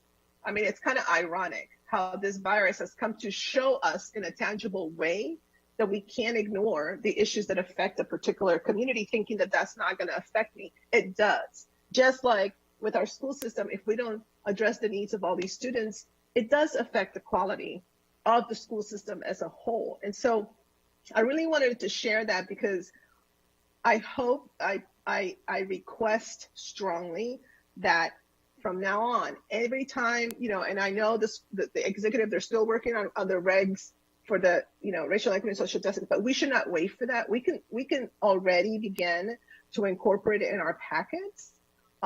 Things like, you know, Councilmember Jawanda requested that information because we have it. You know, we should begin, our analysts, you know, we should start putting in there, you know, what is your plan? You're asking me for this money to serve majority Black and brown children and families. Okay, so tell me, who is your staff? How are you going to communicate with them? Okay, give me the plan. Don't give me the, we're going to be creative, you know, we're going to think about it, we're going to have a plan. No, I want to know what exactly is the plan. And if you've used an innovative strategy before, how did that work? Was that successful? You know, these are the kind of things that we need to know as policymakers, because the money is going to become more and more finite. So I'm glad. Amen. Thank you, brother. I'm glad that this conversation, you know, about a state, you know, basically appropriation, I'm glad that it's taken this turn, only because I think it should serve as our framework for the, you know, set the expectation of how we need to do our work moving forward. And so for that, I appreciate your indulgence, and I look forward to the subsequent conversations and all of this, and of course support the special appropriation very, very much, because it's so needed. Thank you. Well, thank you very much, Councilmember Navarro, and you've actually carried us to a great moment in which we can certainly ask for a motion. So is there a motion amongst my colleagues to approve this appropriation? So moved. So it's been moved by Councilmember Navarro, seconded by Councilmember Jawando. All those in favor, please go ahead and raise their hand. And that is unanimous amongst the joint committee. Before we move to the next item, I just want to remind folks again, and so this is a moment to talk to the millions that are watching at home, that as we approach elections, it's going to be very important to understand that our leaders at the state are standing between us and Kerwin Commission dollars that can go to help fund these very types of initiatives. So it is very important that you make sure that your legislators and your governor, who ended up vetoing the Kerwin Commission recommendations, that we certainly need this money to support these very initiatives that we talk about. Both all of the current commission recommendations reflect the need for us to continue when it comes to really standing up mental health supports in all of our schools. It also talks about the additional supports that are needed for parental and student engagement, and has specific money tied to every single one of those. And you heard Ms. Martin mention some of that in her response in terms of what they had already done with some of the pre-Kerwin dollars, and making sure that we're moving along that line. So I just want to remind folks that certainly reach out to your elected officials at the state level and talk to them about overturning the Kerwin veto. It is incredibly important for the school system and for our children when it comes to making sure that they have the best environment they can be within. And so that certainly leads to our next discussion and our next item number 2, which is the expansion of educational equity and enrichment hubs and other community-based distance learning supports for students, because that also was a recommendation of the Kerwin Commission when it came to building these types of mentor supports to be able to be out there for our children that are at risk. And so, of course, from this perspective, we find ourselves in an even greater risk with COVID. And of course, that has disconnected many of our children. While we had this discussion before about the fact of having staff and folks that are there, what we haven't talked about is the digital divide that continues to interrupt our children from having that access. I know that here, balancing with a child that's right upstairs right now on her Zoom, or maybe she's done now, it's 3:10. And balancing just the bandwidth between the two of us, oftentimes why I'm in the office now instead of being here at home, is one of the things that many parents don't have the luxury of. And so from that perspective, you know, what we found is that parents who are of means and who are connected have found ways to ensure that their children don't experience some of the roadblocks that exist when it comes to continuing that educational equity. The challenge is that other parents don't have the means nor the knowledge or connections to be able to ensure that same sort of support for their students. And I really want to thank everyone who's here with us today, because I don't think that there's anyone on this call who doesn't understand and embrace that that's the truth, that that's the challenge that we face. The question is, how do we fix it? How do we best make sure that we can go in a direction that will ensure that we're building educational equity for those families and children who continue to struggle with that connectivity and that support. I did want to take just a moment of personal privilege to thank MCPS for the great work that they've done in terms of structuring the high school day with that Wednesday to where they can do Wednesday check-in with their teachers.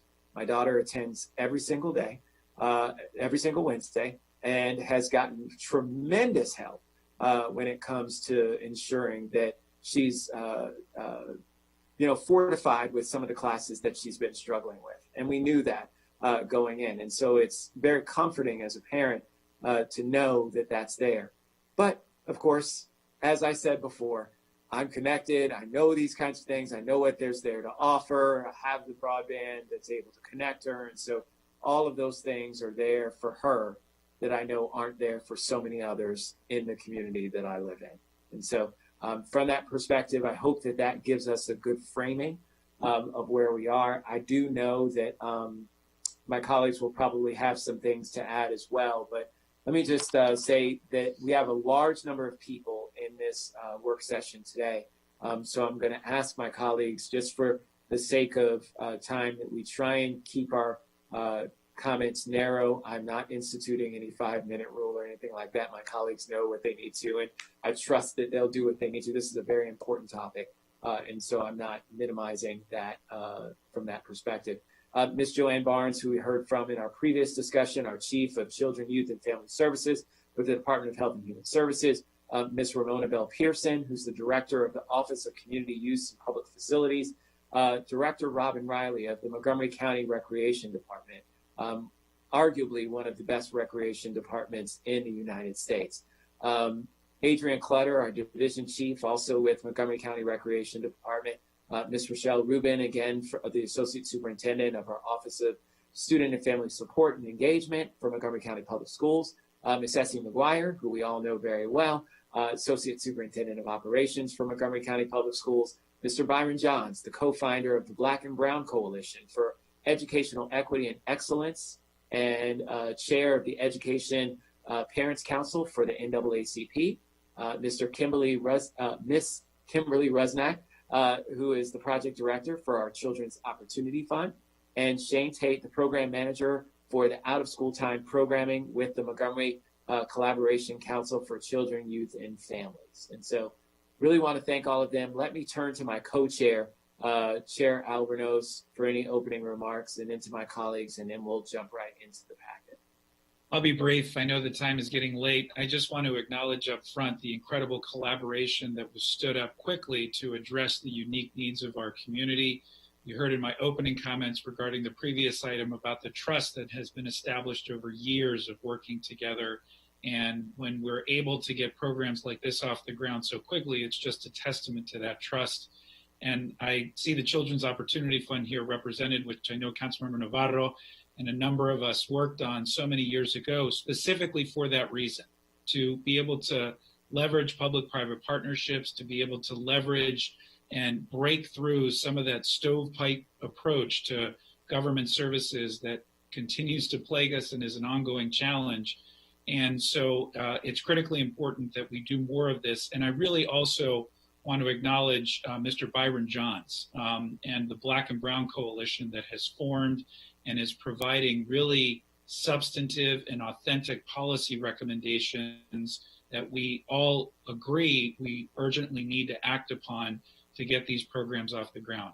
Having said that, there have been some concerns raised regarding the paperwork necessary to access some of these programs. And we also just want to be absolutely sure that when we stand up these programs, not only are they going to the families that need them the most, but that we eliminate as many barriers as possible and within reason to access these programs and services. And I know everyone agrees with that statement.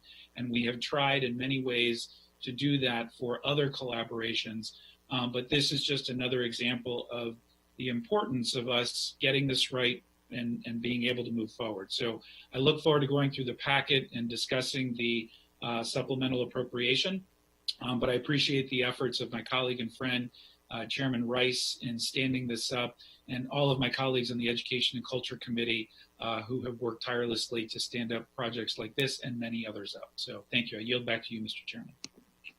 Well, Mr. Chair, you know, it's just really nice to reflect. And so I'm going to take a moment again to just reflect, because I could probably find the text message from Councilmember Navarro when she was like, you know what, we need to do something and create some kind of fund. I was seeing what they were doing in Florida, and we need to do something like that here in Montgomery County to make us more nimble, to make us be able to address issues quickly and have that, just as you said, public-private partnership. And so look at where we are now. I mean, it's just one of those things where you have to actually step back and think about, if we hadn't done the planning, if leadership wasn't there in those places to be able to innovate and think about ways to address, how much more difficult it would be for us to react now. So thank you, Councilmember Navarro, for your great leadership in that realm, because, I mean, truly, it is one of the things that allows us to be able to have this conversation. Now, and look, there are many ways in which we can do this, but I think that, again, having ways and having choices and allowing us to be able to leverage, you know, when it comes to private dollars, all those kinds of things, is just tremendous. It's a true blessing, and it's not something everyone has in their toolkit. We fortunately do. I do want to correct something, Mr. Chairman. You said that our county recreation department is one of the best recreation departments. They are the best recreation department in the country, hands down. So thank you. There you go. You will not get an argument from me, sir. Definitely not, Mr. Chair. Councilmember Navarro. Thank you, Mr. Chairman. Yeah, you're right. I mean, we're so fortunate. We're so fortunate that we have so many, you know, community leaders, but also people in our government that very quickly recognized the importance of trying innovative models. And, I'm very grateful to County Executive Leggett, because when I met with him about, this possibility, Councilmember Albornoz was very much involved in that as well. County Executive Leggett said, absolutely, we need to get going. Let's see how we can make this happen. And, and I remember that first budget where he just said, no, Councilmember Navarro, it's there. It's there. And so it's been a really interesting process. And the idea of this fund, this, Children Opportunity Fund, is precisely to begin to model and test some of these kinds of opportunities. And, super, super proud of the work that they have done, especially in collaboration with the school system around the summer slide and the Bell program and all those other kinds of things. It's just been really, really amazing. I do want to say that obviously I don't know that I misunderstood what you said, Chairman Rice, but I think that obviously if we're going to take a vote on the special appropriation, we do need to go through, I think council members are going to have to chime in terms of. Oh yeah, no. Okay, no. I wasn't sure if. We will definitely have discussion. Oh yeah. Okay, because and I will preface my, and then I'll wait for the presentation, but I want to make sure that I did send a memo. I know everything is being a little bit last minute. There's a little typo on MCPS, but I did send a memo, and it's all as a part of what I believe it's important, which is that as we are voting on a lot of these special appropriations, and we've done so many already, I think it is important for us to have very thorough deliberations in committee to absolutely understand where are we investing the dollars? And then also, as I said in the previous item, how are we leveraging, for example, these dollars with the other kinds of special appropriations, which many of them have similar goals? Because once again, the more that we can leverage all of that, the more we can talk about scalability, which is what I'm super interested in. So I look forward to the conversation and also getting some answers for the questions that I forwarded. And I thank everyone, the Black and Brown Coalition, for all of their work. Again, MCPS, Rec Department, HHS. I mean, everybody has just been in there doing incredible work under very stressful circumstances on behalf of our children and our families. So thank you. Well, thank you very much, Councilmember Navarro. And no, certainly, by that I just meant that, including myself, I'm just going to try and keep my comments short. I know how I can talk on and on at times. So,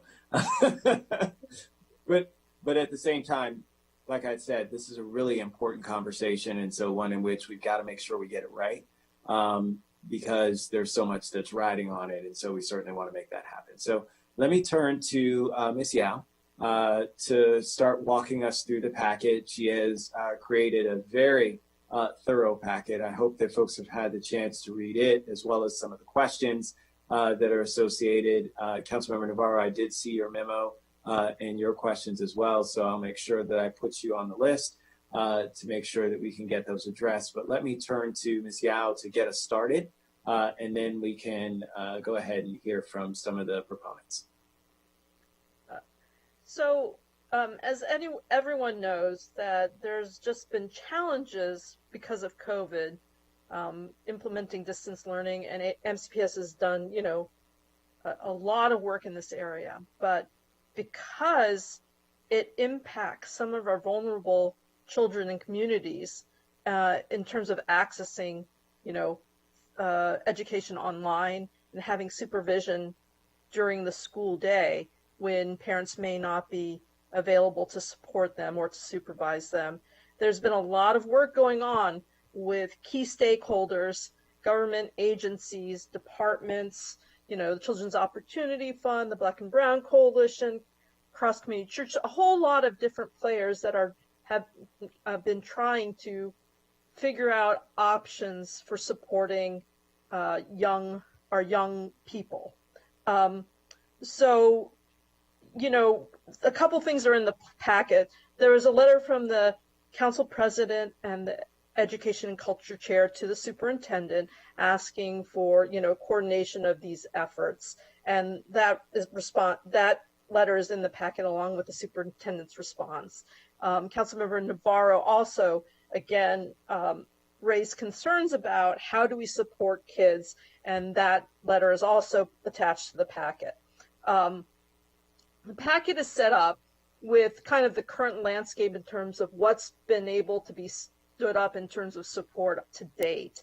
And the first section is around full day programming with an update on how CUPF has been working with MCPS to allow school-age childcare in their facilities during the school day. So they've kind of were able to work with MSDE to be able to license facilities or change rooms, expediently.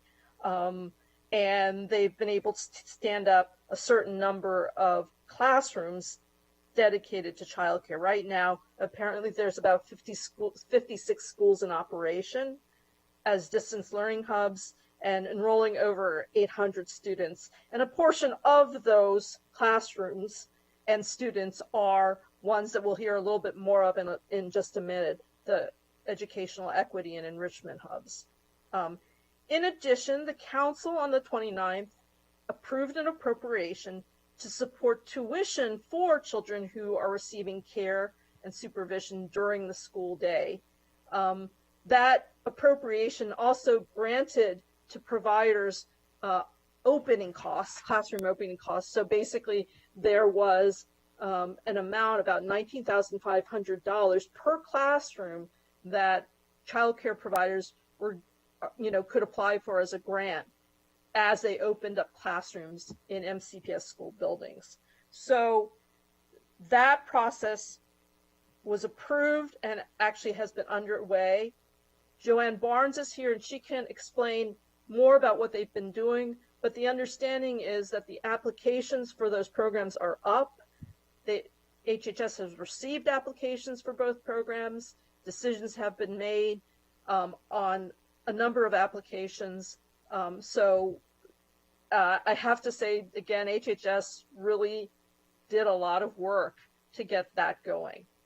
And the third item that's briefed in terms of the existing landscape is the triple E hubs and enrollment.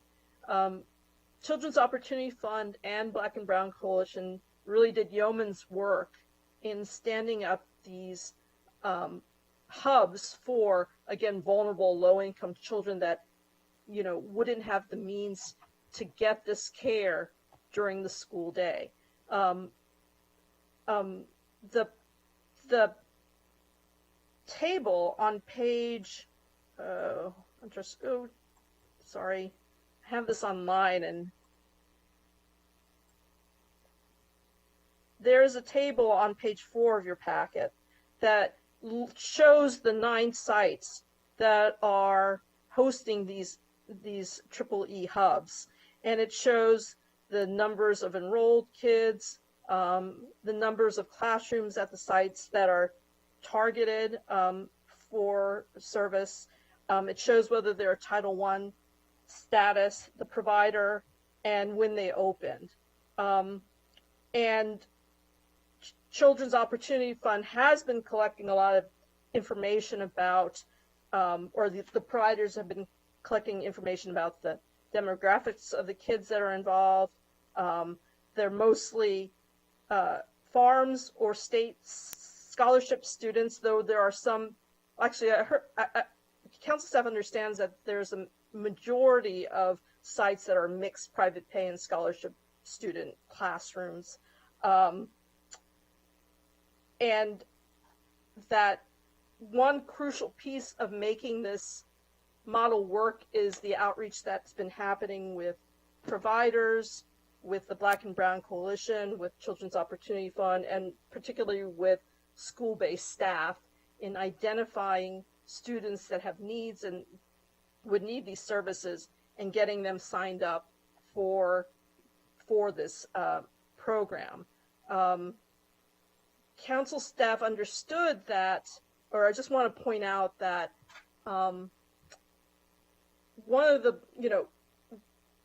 one of the blessings really that Children's Opportunity Fund was able to do is that they had raised a number of, private funding for support for these kids. And before the council was able to act on an appropriation to support school day services or childcare services during the school day, Children's Opportunity Fund was able to step in. But the planning around that was that once those classrooms were stood up, most of the kids would then be able to access the funding that council appropriated on the 29th. And just so you know, there's an addendum to the packet that is a special appropriation in $1.8 million that Councilmember Rice is the lead sponsor at this point in time, but it was just circulated to everyone shortly before this meeting started. It's to expand services to 500 children over a 12-week period. The second part of the packet talks about other supports for students, in particular out of school time programming. And there's several components to that. The first is the EBB program. Recreation is standing up an EBB program at Lelik and South Lake Elementary Schools to begin, I believe, on October 19th. Again, these schools are identified because they're in very needy communities that actually do not have childcare attached to the schools. And so giving the kids an opportunity that they can get to a place, have some social interaction, have some supervision, was very important. In addition, the recreation department has been really working hard and trying to figure out what they can do to support kids. And while they had been interested in doing full day programs, state law limitations prevented some of those plans, unfortunately. So this is one of the models that they are trying to, that they are standing up to serve kids. In addition to that, there is an update on the youth. Sorry, actually, I think I jumped over something. Oh, yeah. The Collaboration Council has been working on an after-school, in conjunction with the Children's Opportunity Fund, is working on an after-school youth support and engagement hub model as well. But this is targeted at middle school and high school children or students. Again, the equity hubs are really targeted for younger age kids that need care. These are proposals to target the highest risk areas in the county to stand up after school programming that will provide mentoring, enrichment, social emotional learning, and wraparound family supports. They indicate that academic supports will also be provided to youth and families who are having challenges navigating distance learning. So the Collaboration Council also prepared a proposal for the Joint Committee and the Council to consider about standing up these sites in four clusters with 3 individual sites in each cluster providing supports to youth. And the last piece of the out of school time update is on youth sports. As the Joint Committee knows, the Council appropriated funding to support the Recreation Department, CUP, and the Collaboration Council, increasing the availability of positive structured youth sports activities. And there is an update in the packet about that, that they will be, Recreation has, is moving forward with their Soccer for Change program, that CUP is in the process of trying to get information out about the facility fee assistance program, and Recreation has contracted with Collaboration Council to disseminate grants to organizations that provide youth sports activities in the community. So that's the landscape. The last section of the packet talks about considerations for expanding services. Again, there's interest in expanding services with the EEE hubs, as well as with out-of-school type of programming. And some of the questions that council staff has raised are ones that, you know, are policy considerations that, you know, the Joint Committee may want to consider as it's deciding whether to move forward with, you know, the proposals for expansion of services. Councilmember Rice, do you want to just go through the questions, or did you have a different way that you want to do this?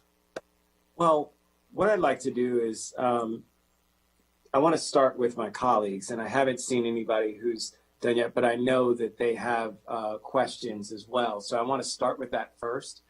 Some of those will dovetail into some of the questions you have, and so it's easier, I think, to do it that way. So let me turn to my co-chair, Chair Albornoz, to go ahead and kick us off, and then I see Councilmember Navarro followed. So, Chair Albornoz. Thank you, Mr. Chair. I'll actually defer to Councilmember Navarro. I think that well, let me start since I've got the floor just really quick. So with regards to the special appropriation, which I absolutely in principle agree that we need, I know that, you know, the timing is tight in order to be able to enact and get the program off the ground. I guess if you could talk a little bit more about the special appropriation, Mr. Chair, I again agree with it completely in principle, but if you could provide a little bit more context and background. And I know this was in direct response to concerns that were raised by some of the members of the panel and what they are seeing on the ground.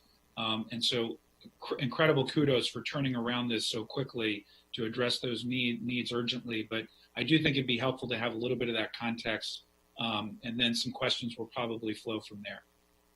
Sure. So I don't want to get too much into it because we haven't actually introduced it yet. So I don't want to jump procedurally, but let me just say this, that there is no question that because we have a Children's Opportunity Fund coupled with Black and Brown Coalition, they're able to do things a little bit quicker than we can within county government. And so they've been able to stand up these equity hubs throughout at a number of our schools that are deeply impacted by their challenges associated with some with socioeconomic status, some with their language barriers, some with just overall access and connectivity from a broadband perspective. So there's so many different things that have been out there that have impacted these families.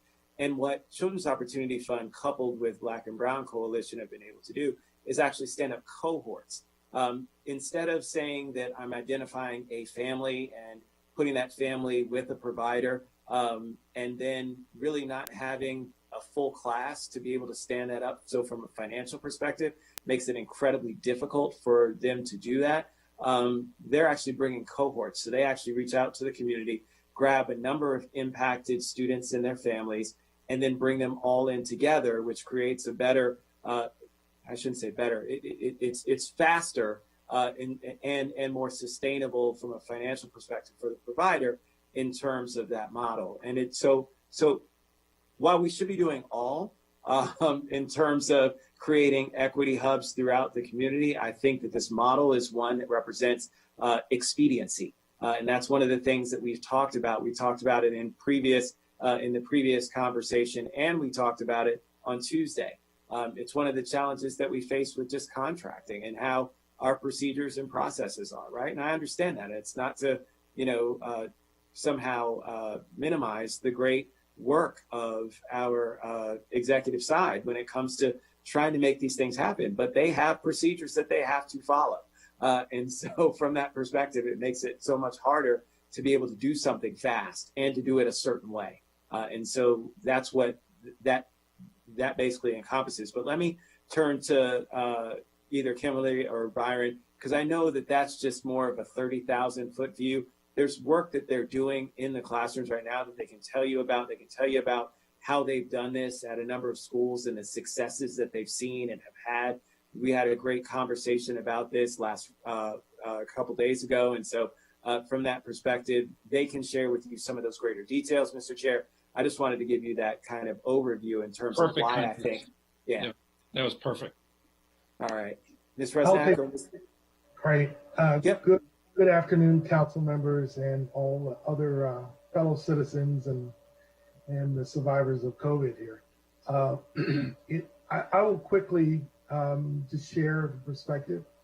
What was realized, and I think it was realized earlier in, even as the beginning of school, the end of August, is that there was a number of challenges. There were people in the community trying to figure out what was available. Around September 10th, I believe, with some real great work, and to the point made earlier about building on relationships, was really the relationships that the Black and Brown Coalition had with MCPS. We were able to work with Superintendent Smith and then S.E. McGuire and others to decide on September 10th that we were going to open up Sedgwick as a pilot to see how this could get done. It was unbelievably fast. 72 hours later, we had the first cohort open with the first kids in. It's one thing to open the cohort, it's another thing to have the kids in. And they were actually, the first kids were showing up. Within less than 2 weeks, we had maxed out all 52. 4 cohorts were at the time allowed. They have since allowed 2 more cohorts. We've now maxed out in less than 3 weeks, all 78. They're going to allow 1 more cohort, so we'll be able to max out at 91 at the first. And that's in less than 3 weeks. So just to give you an idea of the speed of being able to provide open access, the stories and testimonials from over 70% in just our demographics of Sedgwick, and I think it's fairly representative. Over 70% of these kindergarten through 5th graders are home alone because their parent or their guardian has to leave to go to work. They're essential workers, or they're out seeking meals. They're trying to stave off the evictions. All the other services that you are providing, they're also scrambling to try to figure out how to navigate and how to engage that. So the parent supervision to assist just isn't there. A number of the testimonials that we've gotten, we've actually heard from teachers now that said, whatever you're doing, it has been night and day for the child that they have been struggling to get to engage. That they are now seeing the child actually participating and showing up to classes and much more emotionally stable. So it just has tremendous benefits, really, that dovetail with all the work that Janet Wilson's team just talked about, from social emotional to academic supports. For some of these kids, it's not just the technology, it's not just trying to navigate through the platforms, it's also just being connected to caring supervision during the day to help them emotionally stabilize, feel connected to part of the community, and frankly, to play. One of the things that's been fundamental at the centers that I've gone to every week to see is just to see the kids doing what kids do and playing, being happy, and that absolutely helps them when they come back to their academics. So, just trying to provide as normal an environment as is possible for these most highly impacted kids is really the focus and the emphasis. I understand that there's lots of policy and procedure, but what we as advocates have to say and try to keep front and center is the needs of these communities and these children, who some of which otherwise are voiceless, but the needs are tremendous. We got a late start out of the gate. Fairfax, that big thing to the south side of the Potomac, they got to start. Day one of their day one of school, September 8th, they had 30 some sites open serving 2,000 kids. Baltimore City opened up 15 sites serving 1,000 kids on the 28th of September. We opened up, and now, fortunately, we've got 9 that are open, serving a little over 230 kids. I think, Kimberly, is that about right? About 230? Correct. A week. That could be double if we had the resources to do that. So, and within a week after that, it could be doubled again.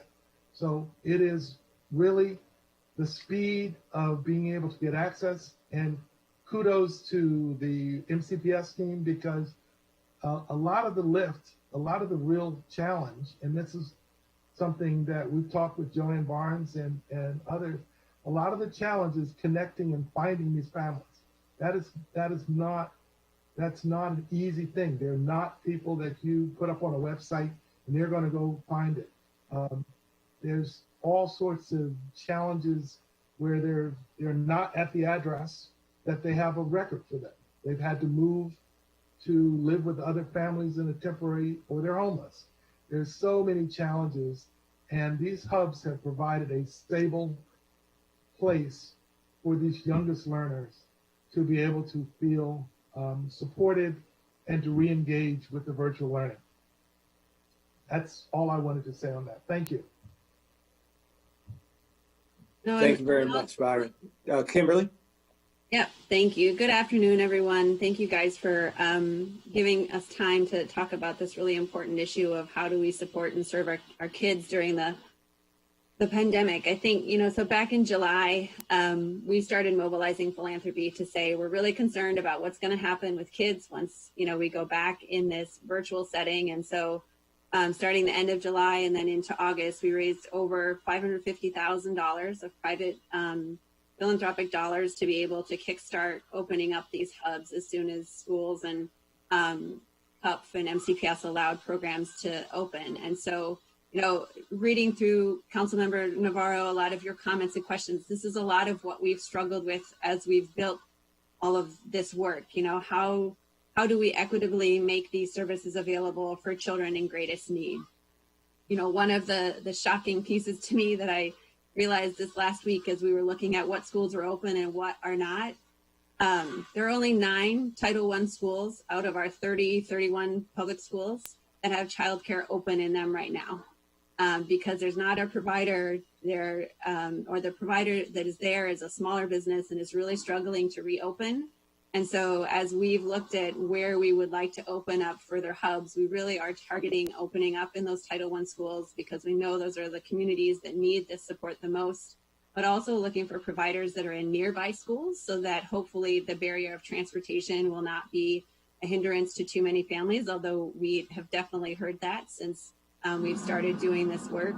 But I think, to Byron's point, I think we've heard a lot from providers and also families that a lot of the, while it's great that we have the increased subsidy dollars through DHHS, that there are a lot of families who are really struggling with that online application. And so, providing more flexible funding through the Children's Opportunity Fund, we have required it in our contracts with providers that they support the families to help them complete the applications for the Maryland Child Care Subsidies, for WPA, and for whatever other public dollars become available, because we don't want to leave those dollars on the table either.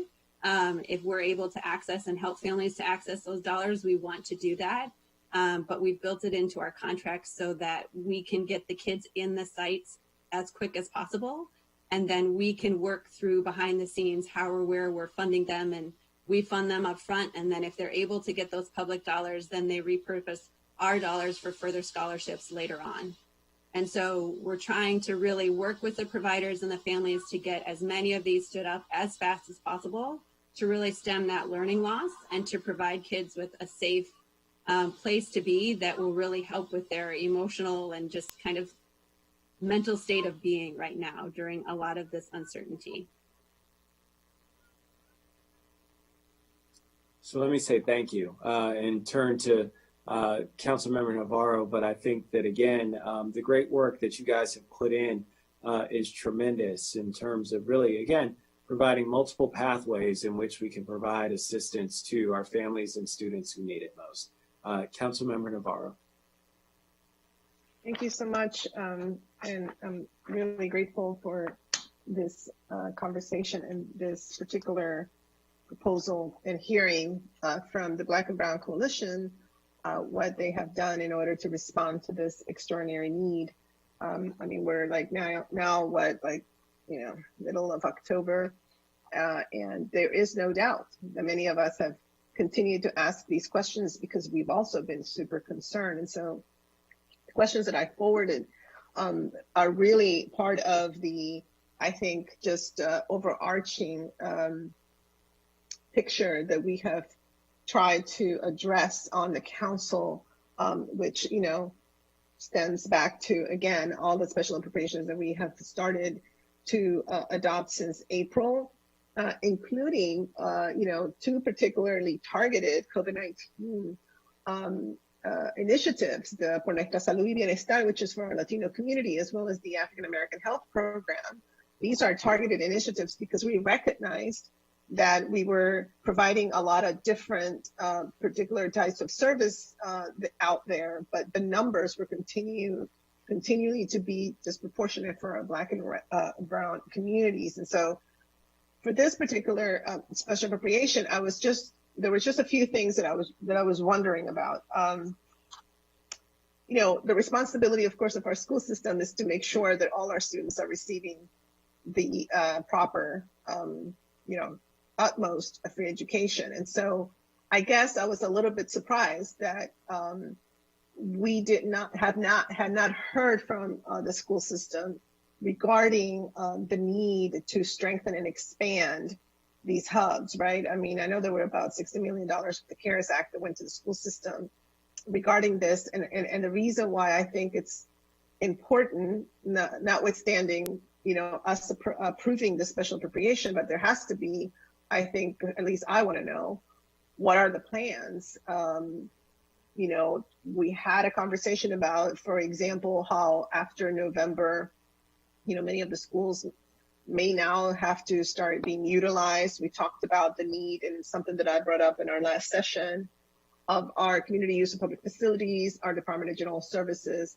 and the school system to have a conversation about, hey, what happens then when schools begin to be open and some of the programs are already in the schools? Are we going to like try to leverage some of our other public facilities for that? And so I guess, you know, I'm trying to think here strategically in a comprehensive fashion.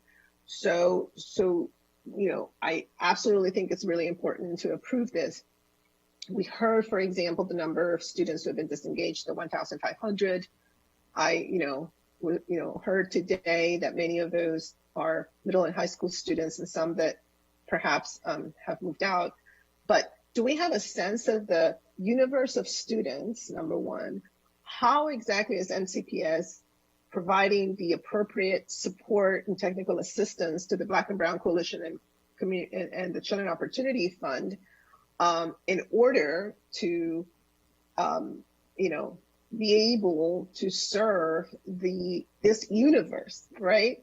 And number three, in terms of the outreach, are you connecting with, for example, some of the hubs that we have funded expansion, for example, the one at Black Rock, where Grace Rivera Elvin is just doing extraordinary work. Same families, same students, is there a connection to those efforts that are very grassroots and therefore will give us that chance to reach families and students who are already seeking these services?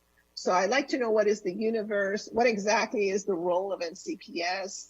Why didn't NCPS, maybe fund some of this as well?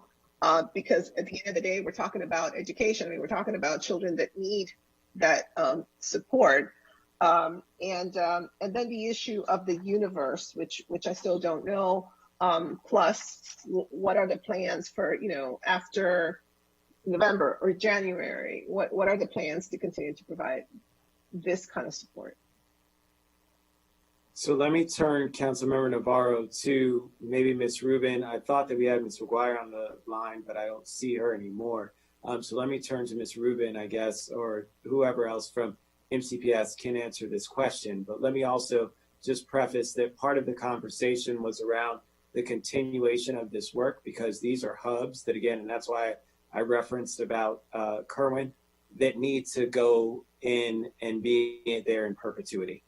So we need to prepare for that. And so my hope had been that MCPS would work this in to a standardization that they would move forward with in the coming years, because we know that this issue of our children who need additional assistance isn't just going to go away because we may have a solution for COVID. I see your mute off, Councilmember Navarro, so just wanted to. Yeah, no, I really appreciate that.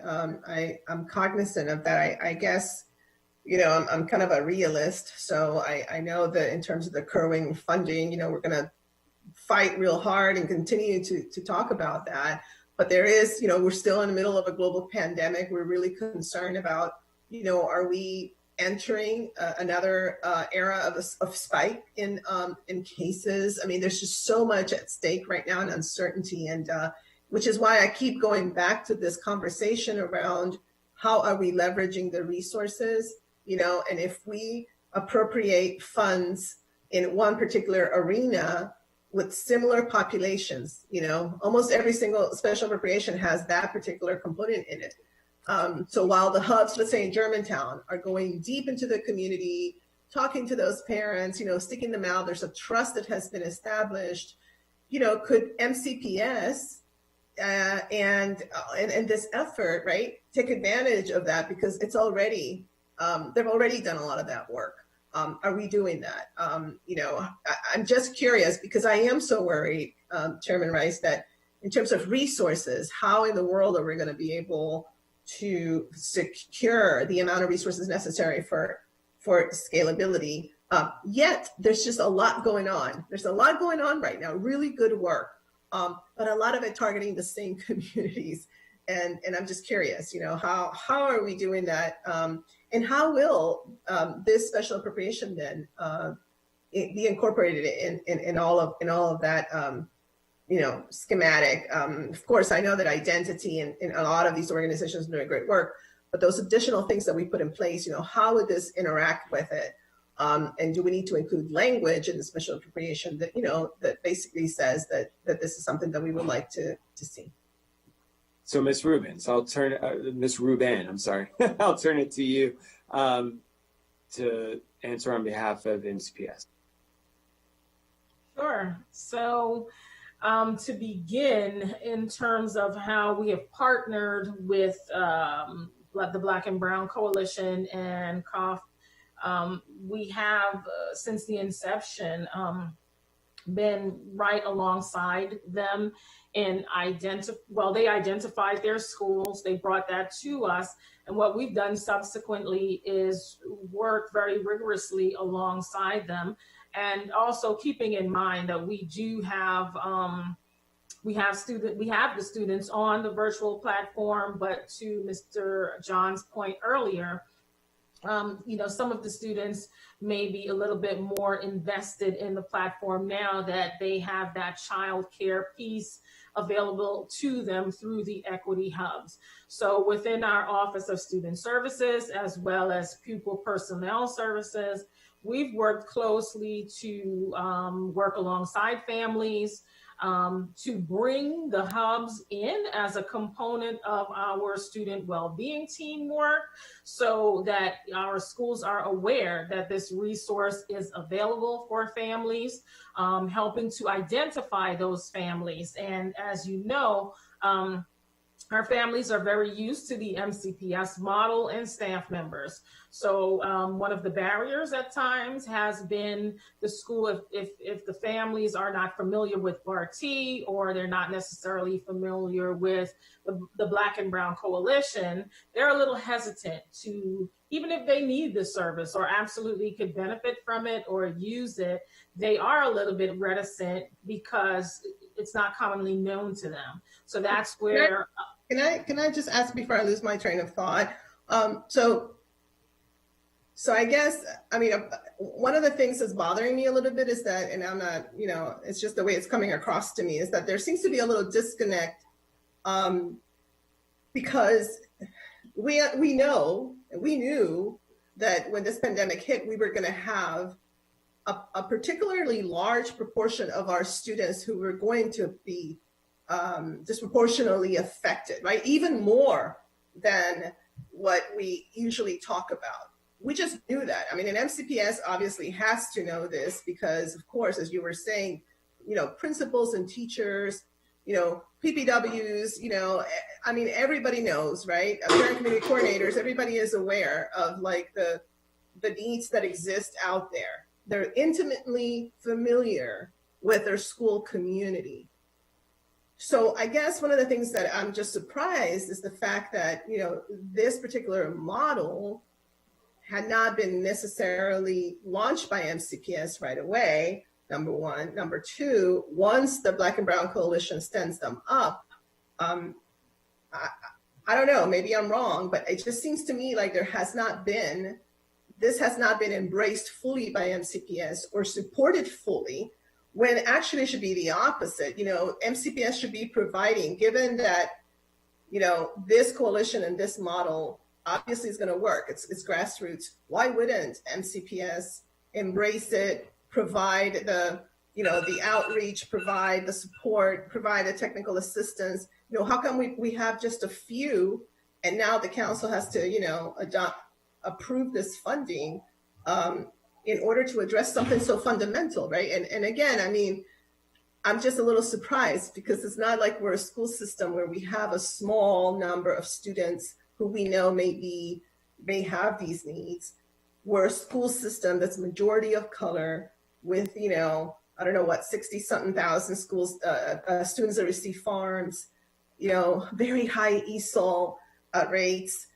Schools we saw in the first item with very, very, high farms rates. So I guess I'm just a little surprised that I don't, it doesn't seem to me like MCPS has embraced this fully. And in order for this to succeed, even if, when we approve this money, MCPS, the Black and Brown Coalition and the Children Opportunity Fund are going to need MCPS to be absolutely engaged, right? Principals have to be absolutely willing to provide the support for the outreach and for the engagement and all of that. So how is that going to take place? Like, how is that incorporated in the expansion, which I have no doubt is going to grow because, once parents know that this is a resource, it's going to be overwhelming, right?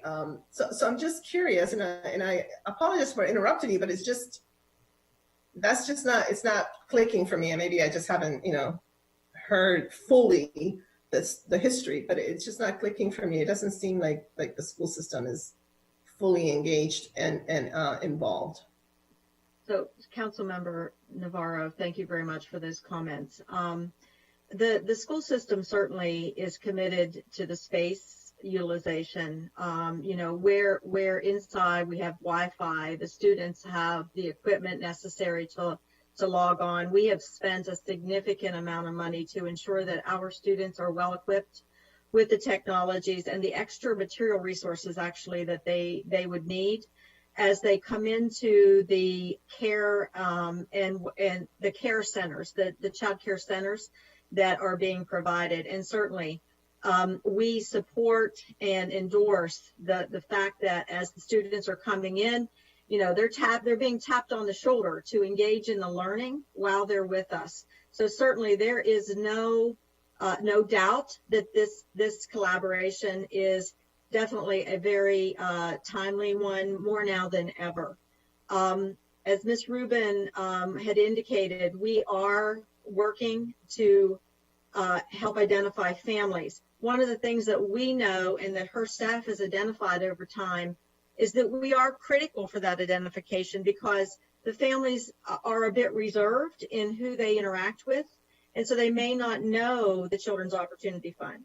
They may not know the Black and Brown Coalition, but they know the principal and they know the counselor in the school, and they know the teachers, and the teachers through the well-being teams also are critical to helping raise the awareness, if you will, to students who may need these extra supports.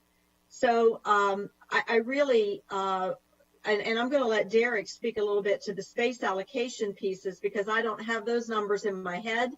And I know that Kimberly and Byron, have ideas with regard to that. But as far as the access to the buildings, we also have to do that in such a way that our calculations, if you will, in the event we can start returning our students to in-person, we have to know our space allocations down to a T, because we know we need larger areas for health room facilities, if you will. So we're doing those calculations and being very careful about those allocations for lots of reasons, not just this initiative. So I'll Derek, if you want to speak a little bit to the space portions of it, but I do want you to know that we understand the importance of, again, the students being in an environment where they're encouraged to log on and be there. And the CARES money has definitely provided the supports that I think are enabling this partnership to flourish between the Children's Opportunity Fund and the Black and Brown Coalition. I liken this a little bit actually to the Bell program, in that, we provide the necessary support and what we need logistically to get kids involved, but we're not actually doing the organization of it, if you will. Very similar to that concept, but we know how important we are to identifying the families. So, Derek? Thank you, Janet. And as we build these, it's a bit of a double-edged sword of success. As the program grows, as the hubs grow, it's a sign that we can actually start opening up our schools, which means that we should actually be taking these kids under our supervision and for working with them. So as you see the hubs grow and then additional attention and their success, that's a sign for us. It's time for us to bring our kids back, because if they can be in these buildings as a growing number, it's our responsibility as a school system to take care of the kids, especially those kids who are likely needing these hubs. So we're committed to that, and we know that it will displace potentially some of our hubs that have done so well. And so we recently discussed the idea. We have holding facilities in MCPS, and I know they're not ideal locations, but we will make them available to our partners, because we know they're school spaces, and if there are licenses needed, we will help support the hubs to get those. But we do know that at some point we're going to have to transition back to our buildings to serve those exact students who are being served by the hubs.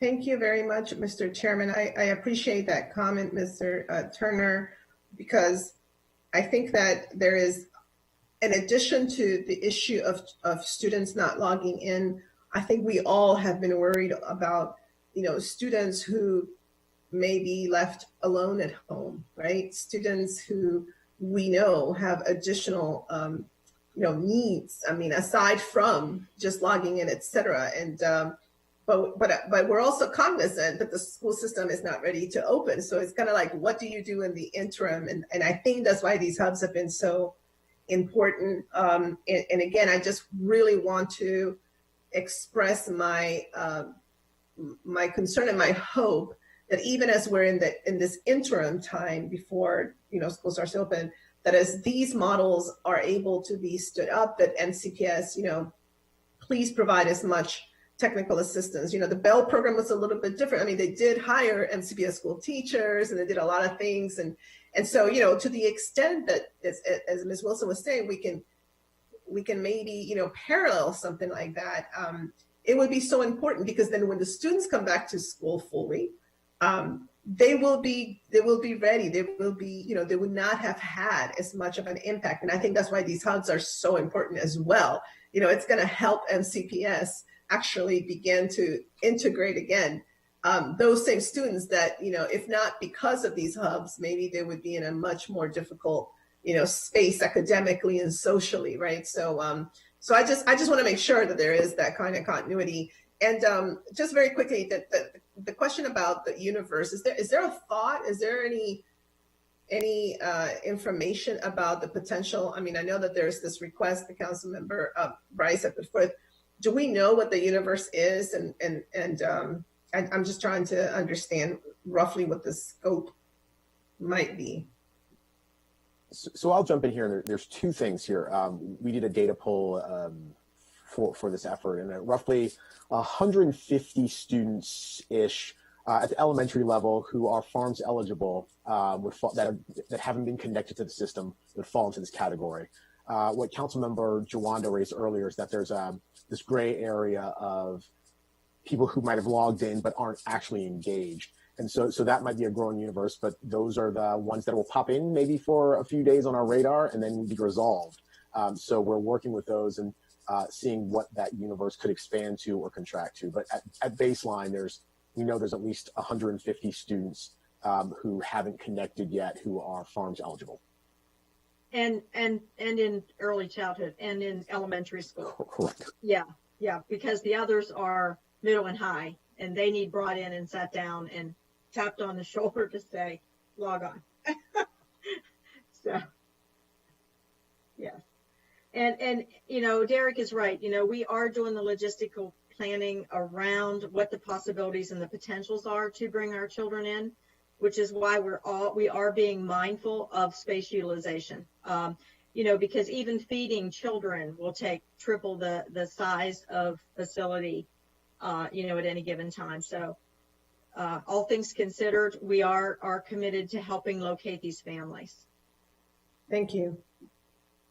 Well, thank you very much, Councilmember Navarro. It's incredibly important points. And really, it's so interesting. And that's the reason why I love this committee, because all of our things tie together, and we're so thoughtful about what it is that we do, that it really is one of those where, Councilmember Jawanda, your point before about how, not just about the folks who aren't, but the folks who truly are, it seems like maybe they might be connected, but they're really not, and understanding what that part of it is as well, because quite honestly, those are the ones who slip through the cracks, right? The ones who don't connect at all, they're the ones who get the most attention, but the ones who are here today, gone tomorrow, back again for another 2 days, then gone for 3 days, those are the ones where it's like they kind of just float along, right?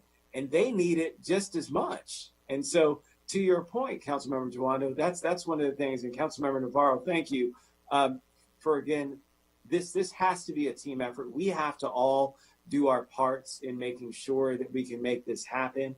I know that MCPS is strained and pulled in so many different directions and standing so many things up. But it is one in which we still have to make sure that these pieces that are out there continue to get supported, because we know that it's vital to the overall efficacy of our program as a whole. So with that, Councilmember Glass. Thank you very much, Mr. Chair, and thank you all for this important conversation and for all the work that you do, and particularly Mr. Johns for your leadership and steadfast advocacy to do right by all of our kids here in Montgomery County.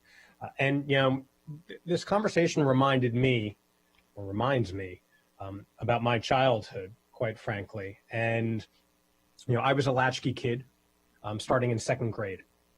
In first grade, I went to my neighbors, right? And so it wasn't far away. But starting in second grade, I was a latchkey kid. And then starting in third grade, I'd be home by myself, not just after school, but whenever there was a snow day or any other holiday when my mother was working one or two of her jobs. And so the disconnect and the isolation, I can understand in some respect. I really appreciate Councilmember Navarro's memo and the very thoughtful and detailed questions about these programs, and how we help accommodate the 1,500 students who have not engaged remotely. I mean, they were all spot on. And appreciate the line of conversation she just engaged in. And so, just continuing that a little bit more, looking at the statistics and the data that Ms. Yao has put together in the packet that you've all provided, the participation demographics, again, we don't need to see it to know the demographic that we're talking about. But, 10% white, 48% Latino, 33% African American, 9% multiracial, participating in the educational equity and enrichment hubs. And then the languages draw even a starker contrast, 65% Spanish speakers. And so there's absolutely no doubt that we need to do something, right? And we need to continue creating a lifeline, fiber optic lifeline, whatever we want to call it, right? To make sure that there's no disconnect.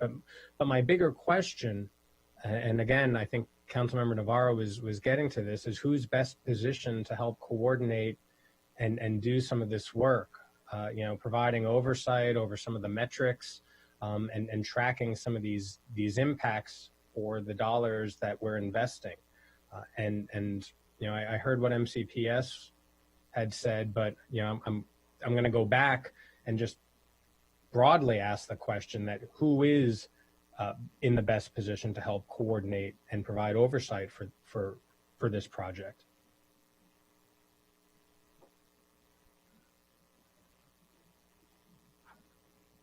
I mean, I'll say from the perspective of the Children's Opportunity Fund, this is what we've been doing for the last month or so with these hubs, is working with the providers, working on both the supply and demand side of this.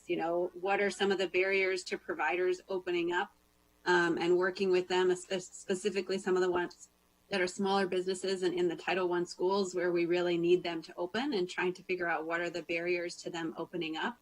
And then coordinating with the schools to figure out the demand, and how to find the right kids who really need this. I mean, looking at our students at Stedwick, it's been the PCCs, the PPWs, the principals from Southlake, Gaithersburg, Watkins Mill, and Whetstone who have driven the majority of those students to that program. And so what we've asked the providers to do is gather those data points you were looking at so that we can speak more broadly about who are in these hubs, and, talk about the need. We've also, Stedwick is not a Title I school and was not a food delivery site, but because we opened up the Equity Hub there, we made the appeal to SE and MCPS that food needed to be delivered there. So now it is. It's delivered there every day. So we've been doing that regular coordination in partnership with the Black and Brown Coalition, the childcare providers, and MCPS to really try to pull all those different pieces together. I appreciate that.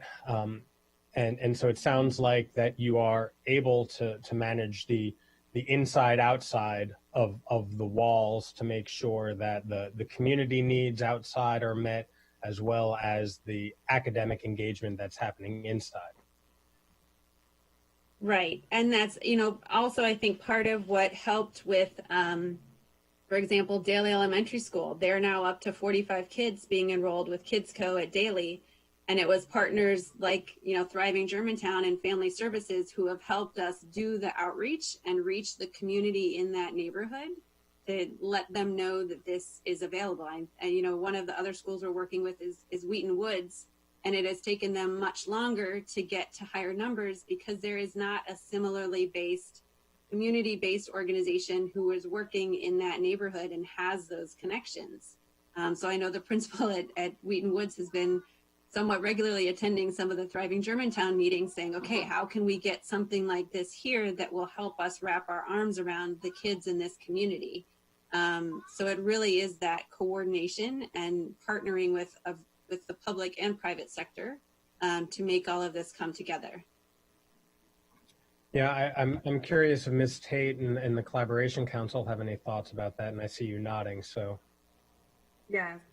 Well, as you see in our proposal, we've already looked to partner with the Children's Opportunity Fund and their level of coordination of, mobilizing the supports, making sure that the families that are directly in need are connected to those supports.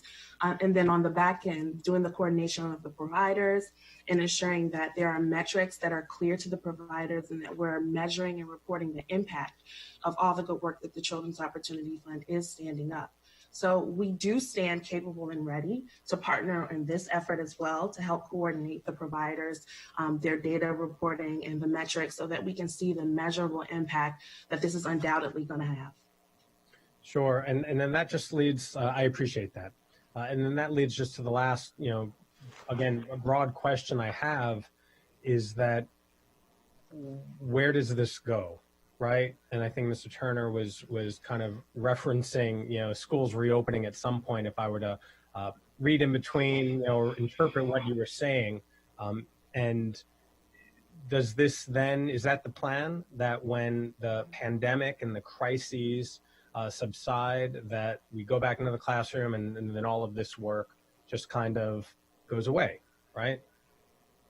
Well, I think it's my understanding that most likely, we're not sure exactly what's going to happen February 1st, right? We're school system and a lot of other decisions to be made, but I think we are starting to look at the plan B and plan C for the hubs that we've stood up. I mean, we just had a conversation yesterday with Barty and said, okay, you've now got 78 kids at Stedwick.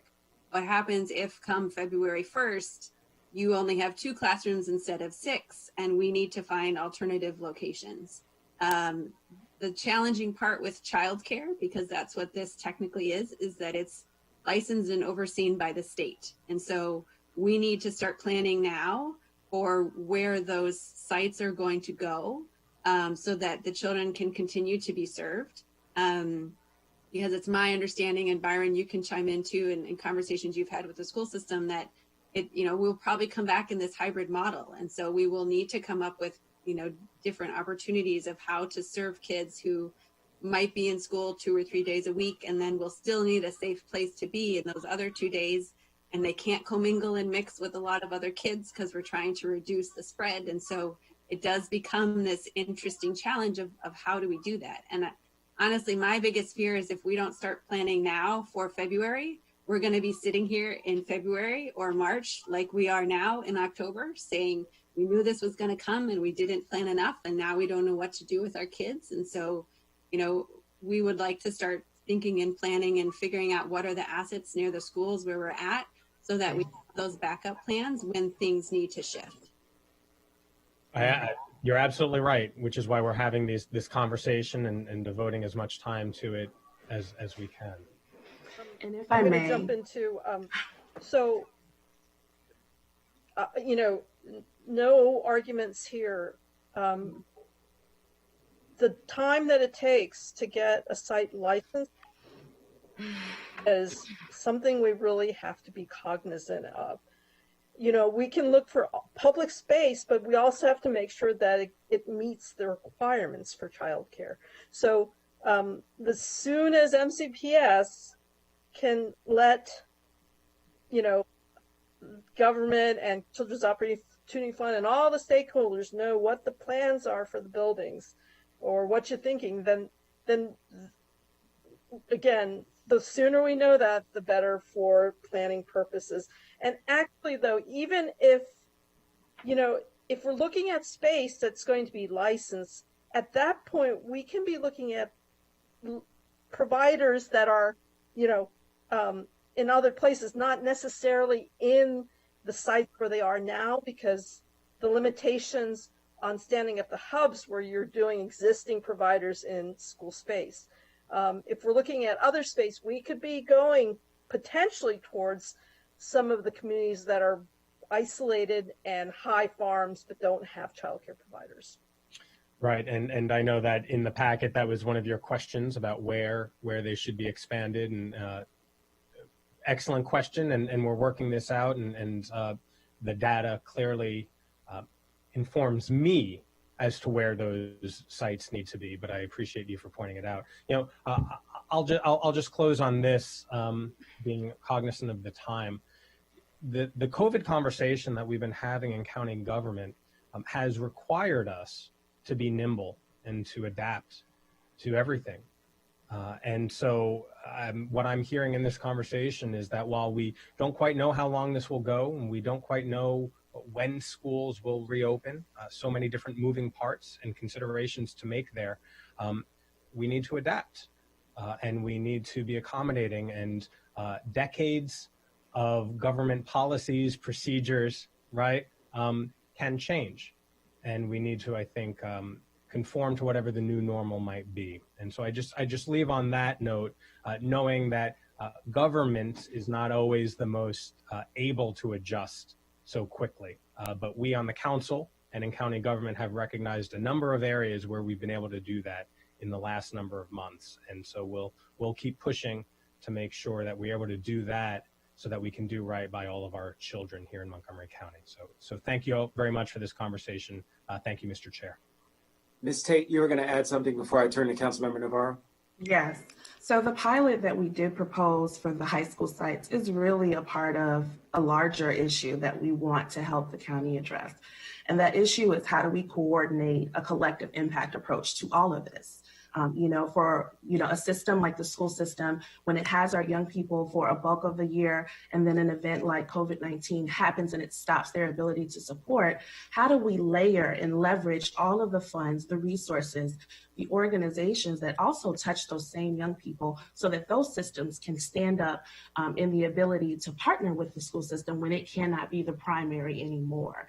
So our high school pilots are kind of that opportunity. We are working very closely with MCPS to talk about what the needs are that are being expressed to them, but also with the community. What are the needs that are being expressed in the community? Where are the spaces? Where are the new partners that need to be engaged? Where are the new places for young people to find safe space, so that the existing program supports and more program supports can be touching young people in a more holistic and a round approach that is layered and leveled and tiered, but also coordinated, where there's the gaps that we've seen arise even more during this time. So we do hope that the larger consideration about coordinating all of this in a collective impact approach is a priority. We do stand ready to support that work, in addition to standing up the pilot effort that can show that capacity for all of us to work together even closer for a continuity of care. So thank you very much, Ms. Tate, and thank you very much, Councilmember Glass. Councilmember Navarro? Thank you, Mr. Chairman. So I wanted to just remind all of us that we do have an early care and education initiative. And so as I heard Ms. Rusnak, speak about some of the gaps, you mentioned Wheaton, for example. We also have our regional services centers whose role is basically to identify the capacity in the community in case there is a need for some kind of, nonprofit support or something like that. So, and that's why we fund these types of services or these types of models. So we have our regional services centers and the directors whose job is to actually provide that support and that technical assistance and make sure to include them in this process.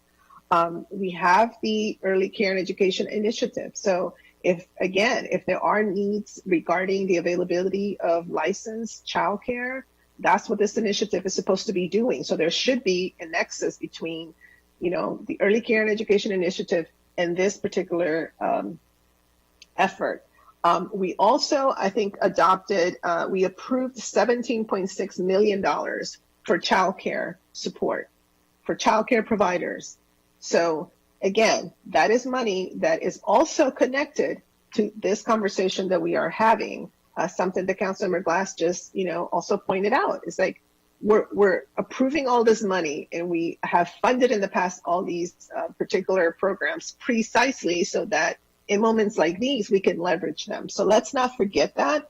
And also, as Ms. Tate was talking about the high school students, we have again invested mightily in positive youth development, in safe spaces, wellness, centers in different parts.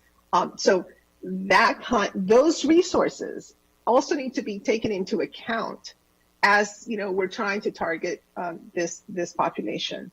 Because again, I keep going back to that notion that in Montgomery County we're so fortunate to have so many people that want to make a difference, but we're also in this routine and of just creating all these different programs. We need to connect those dots. It is imperative. It's what our taxpayers expect. So again, as we move towards adopting this, I just want to make sure, Ms. Yao, that, when it gets to council, I want to make sure there's language that mentions all of these points, that we have these different the regional services centers are working very closely with standing up these hubs in other parts of the county. So they're already familiar with those needs. So they can also provide support to this effort, as well as, again, the Early Care and Education Initiative, and looking at that money that we appropriated for childcare. It has language that says that we need to focus on this exact population. So we should be, looking to see if there's a way to connect for additional support and resources. And again, as Ms. Tate was saying, also let's look at, and that's maybe a separate thing, but let's look at what we're doing in the space of youth, kids, children, students in middle school or high school, connect that back to Street Outreach Network, to all of these things, Department of Recreation. And I think that's how we get to really making a difference and really making an impact in all of this. So thank you for letting me just mention that as well. And I'll be happy, Ms. Yao, to follow up in terms of how we can incorporate some language that points to that in this particular moment as well. Ms. Barnes, you wanted to respond? Yes, and thank you, Councilmember Navarro, for mentioning that. We are really, have really been doing a lot in the area of helping providers and helping parents as part of the recovery for COVID. And for the first grant that went out to the 0 to 5 providers, we actually slightly overspent the money and will be, covering the difference out of the early care and education NDA account. So that money is fully spent. But I do also want to say, for the money that was approved in September on the 29th, we have just in a few short weeks stood up 2 online portals, one for the providers, and those providers that are part of the MCPS before and after school group, their applications will be processed beginning tomorrow for reopening grants. So many of the providers that we're talking about are also going to be eligible for those reopening grants. It's a smaller population of providers that are eligible. But I also want to mention, I heard a couple of times some conversation or comments about the subsidy program. I'm really glad that I listened to this council session, because I can distinctly see the difference between what we were charged to do when that special appropriation was passed in terms of setting up a subsidy that would address the needs of families who needed care for their children while they worked, who couldn't telework. And so we were looking at a wider group of families through the subsidy program, and to give them options to go either to MCPS locations or to their existing licensed child care providers. So this is very different from that. I do want to commend this model, because in the Early Care and Education Initiative, we actually have as our proposal, as an action item for year 2, that we would look at a pilot, but that would of course be a pilot for 0 to 5. But we totally agree that using the pilot method of securing a full classroom and then filling that classroom is a model that we want to look at as part of that initiative. So I just want to, for the sake of my staff and all the work that they've done in such a short time to stand up projects, to make sure that you understand that the reason that we have an application is different than what the Community Foundation can do. Our initial charge in this work was different than what the Black and Brown Coalition and the COF are addressing right now. Both are important, and there are many children that need to be served, many families that can benefit from having care for their children while they are at work. So I just wanted to make sure Council was aware. I look forward to when I can bring more information about those projects that we stood up in Children, Youth, and Family Services, including the Emergency Assistance Relief Program. So again, glad I could be here to be part of this session. Thank you very much. Let me turn to Councilmember Jawando. Thank you. I've been listening intently, and I think, this is such an important session on so many levels about, hey, how are you? Little Kimberly Resnick's child. I love that.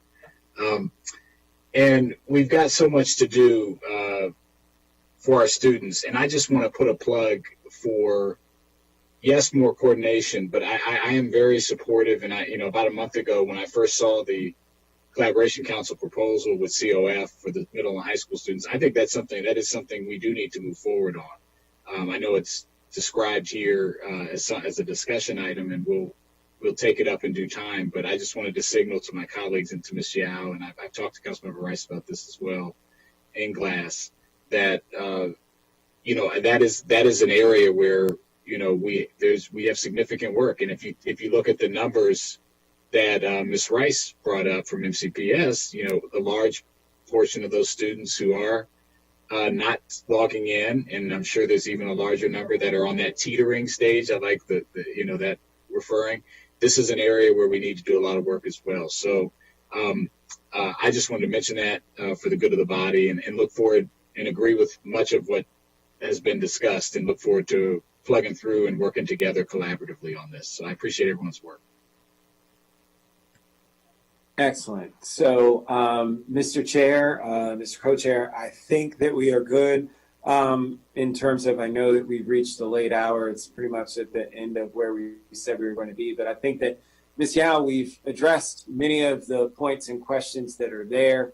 I do think that, again, there are still some unanswered questions. While we touched on them, haven't necessarily gotten all of the answers that we want, including the furthered commitment of where we go in terms of standing up these hubs via next year.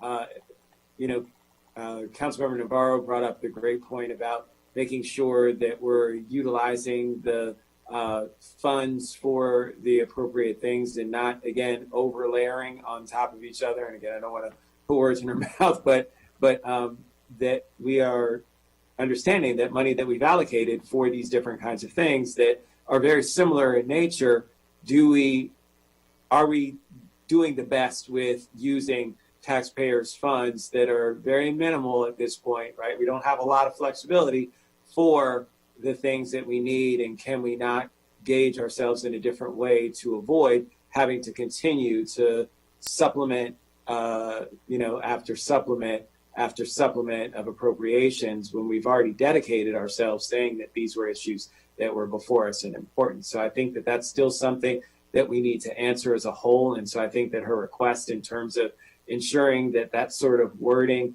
is a part of what this proposal may be, to recognize that, I think is incredibly important.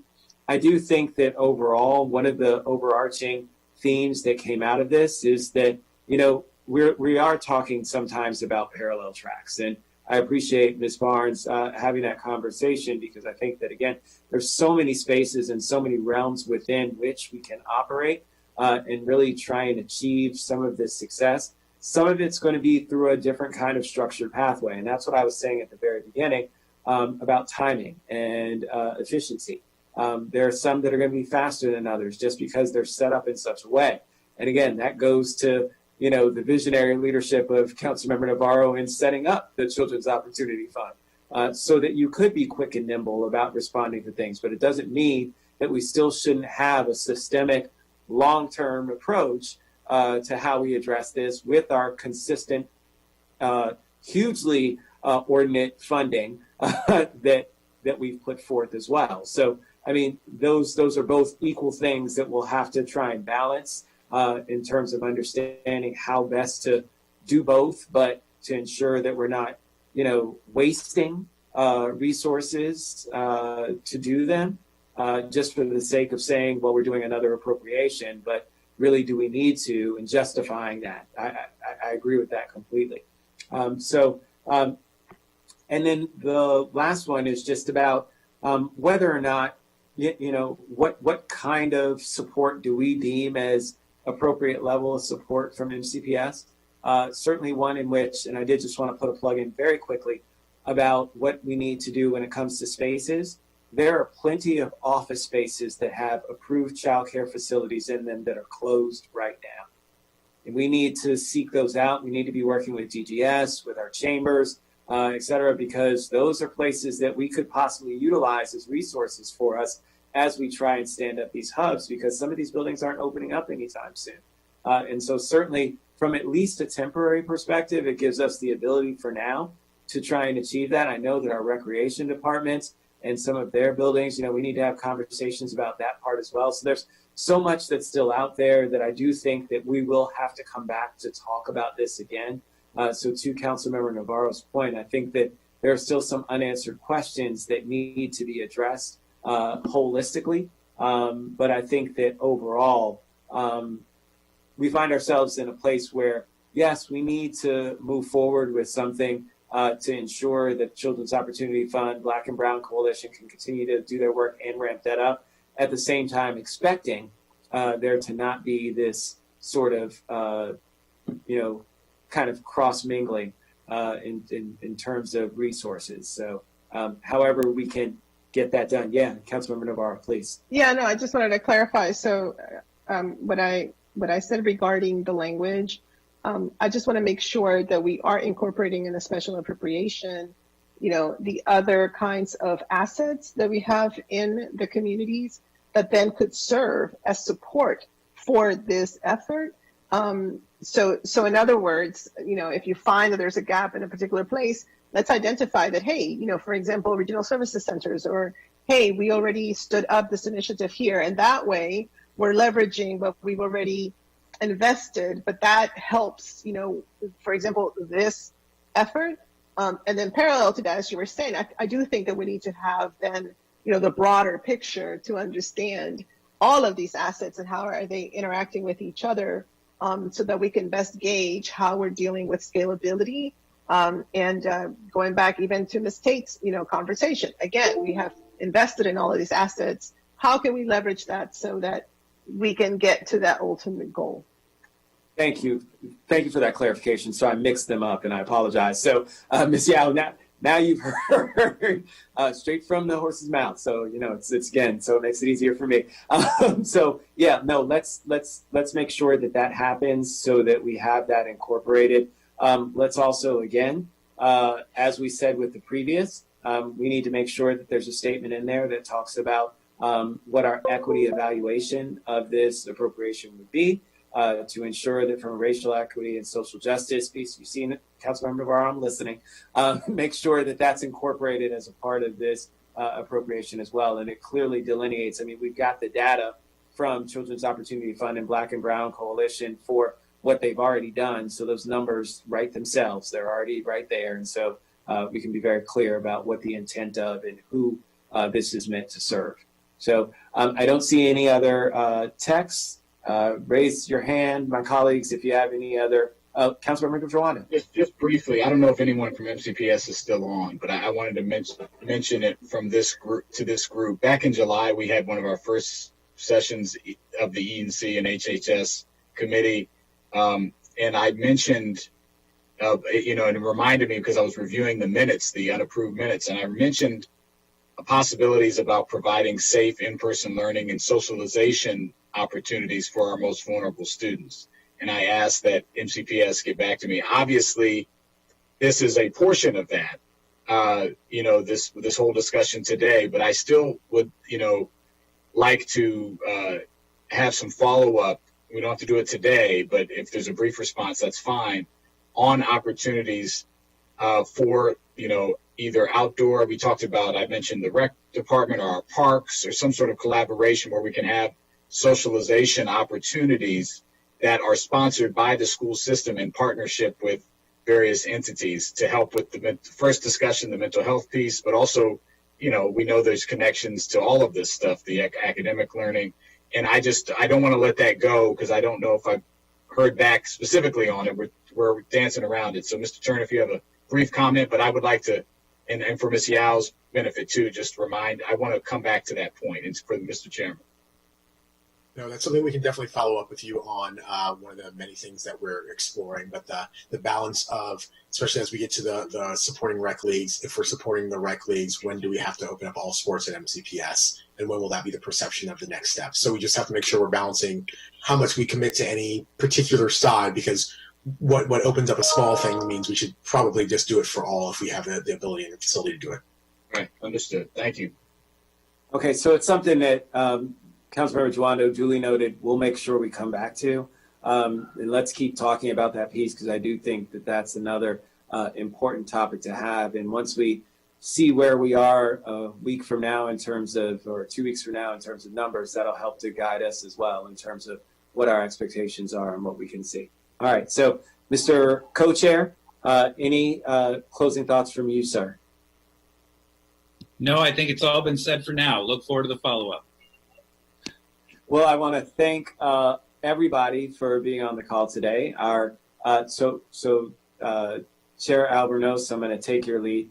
From the best school system in the country, the best recreation department in the country, and the best nonprofit sector in the country. On behalf of all of you, I really want to thank all of you. HHS. No. Well, I was going to say, and of course, government, who is the best government in the country. There's no question about that. Look, we are way ahead of where the majority of folks are in this. And I know, Mr. Johns, you spoke about some of the things that Fairfax is doing, and they have done some things that are innovative that we can certainly follow their footsteps on. But when we look holistically at all that we've done to address the pandemic, we've been light years ahead of where jurisdictions are. And I talk to jurisdictions on our national calls with the National Association of Counties. I mean, we are truly one of the leaders. And so that says something. And so I just really want to close by thanking you. You heard from my colleagues, all of them who've expressed their appreciation and their support for all the great work that you do. This is not easy to step outside of all the policies and procedures and all the things that we've put in place that are your restrictions that hold government together. And make sure that you're accountable, and then say, we'll push that all aside because we need to react now and we need to react quickly. I know that's not easy. I know it's not. And so we understand that. But at the same time, we want you to work with us. Let us know how we can help you to continue to even move more expeditiously towards serving our community. We can always do more. We always know that, every single one of us, every single day, right? And so that's what we look and aspire to do. So I really just want to thank each and every one of you. I thought this was a great discussion. We certainly will have the supplemental appropriation with the language that Councilmember Navarro suggested, and with the addition of the racial equity and social justice language as well. We'll see that introduced. I think my staff will have that with Ms. Yao, hopefully by tomorrow, so we can get that out to folks. But really, again, just want to say thank you. You guys have a great evening and stay safe. All right? Take care, guys. Thank you very much. Thank you.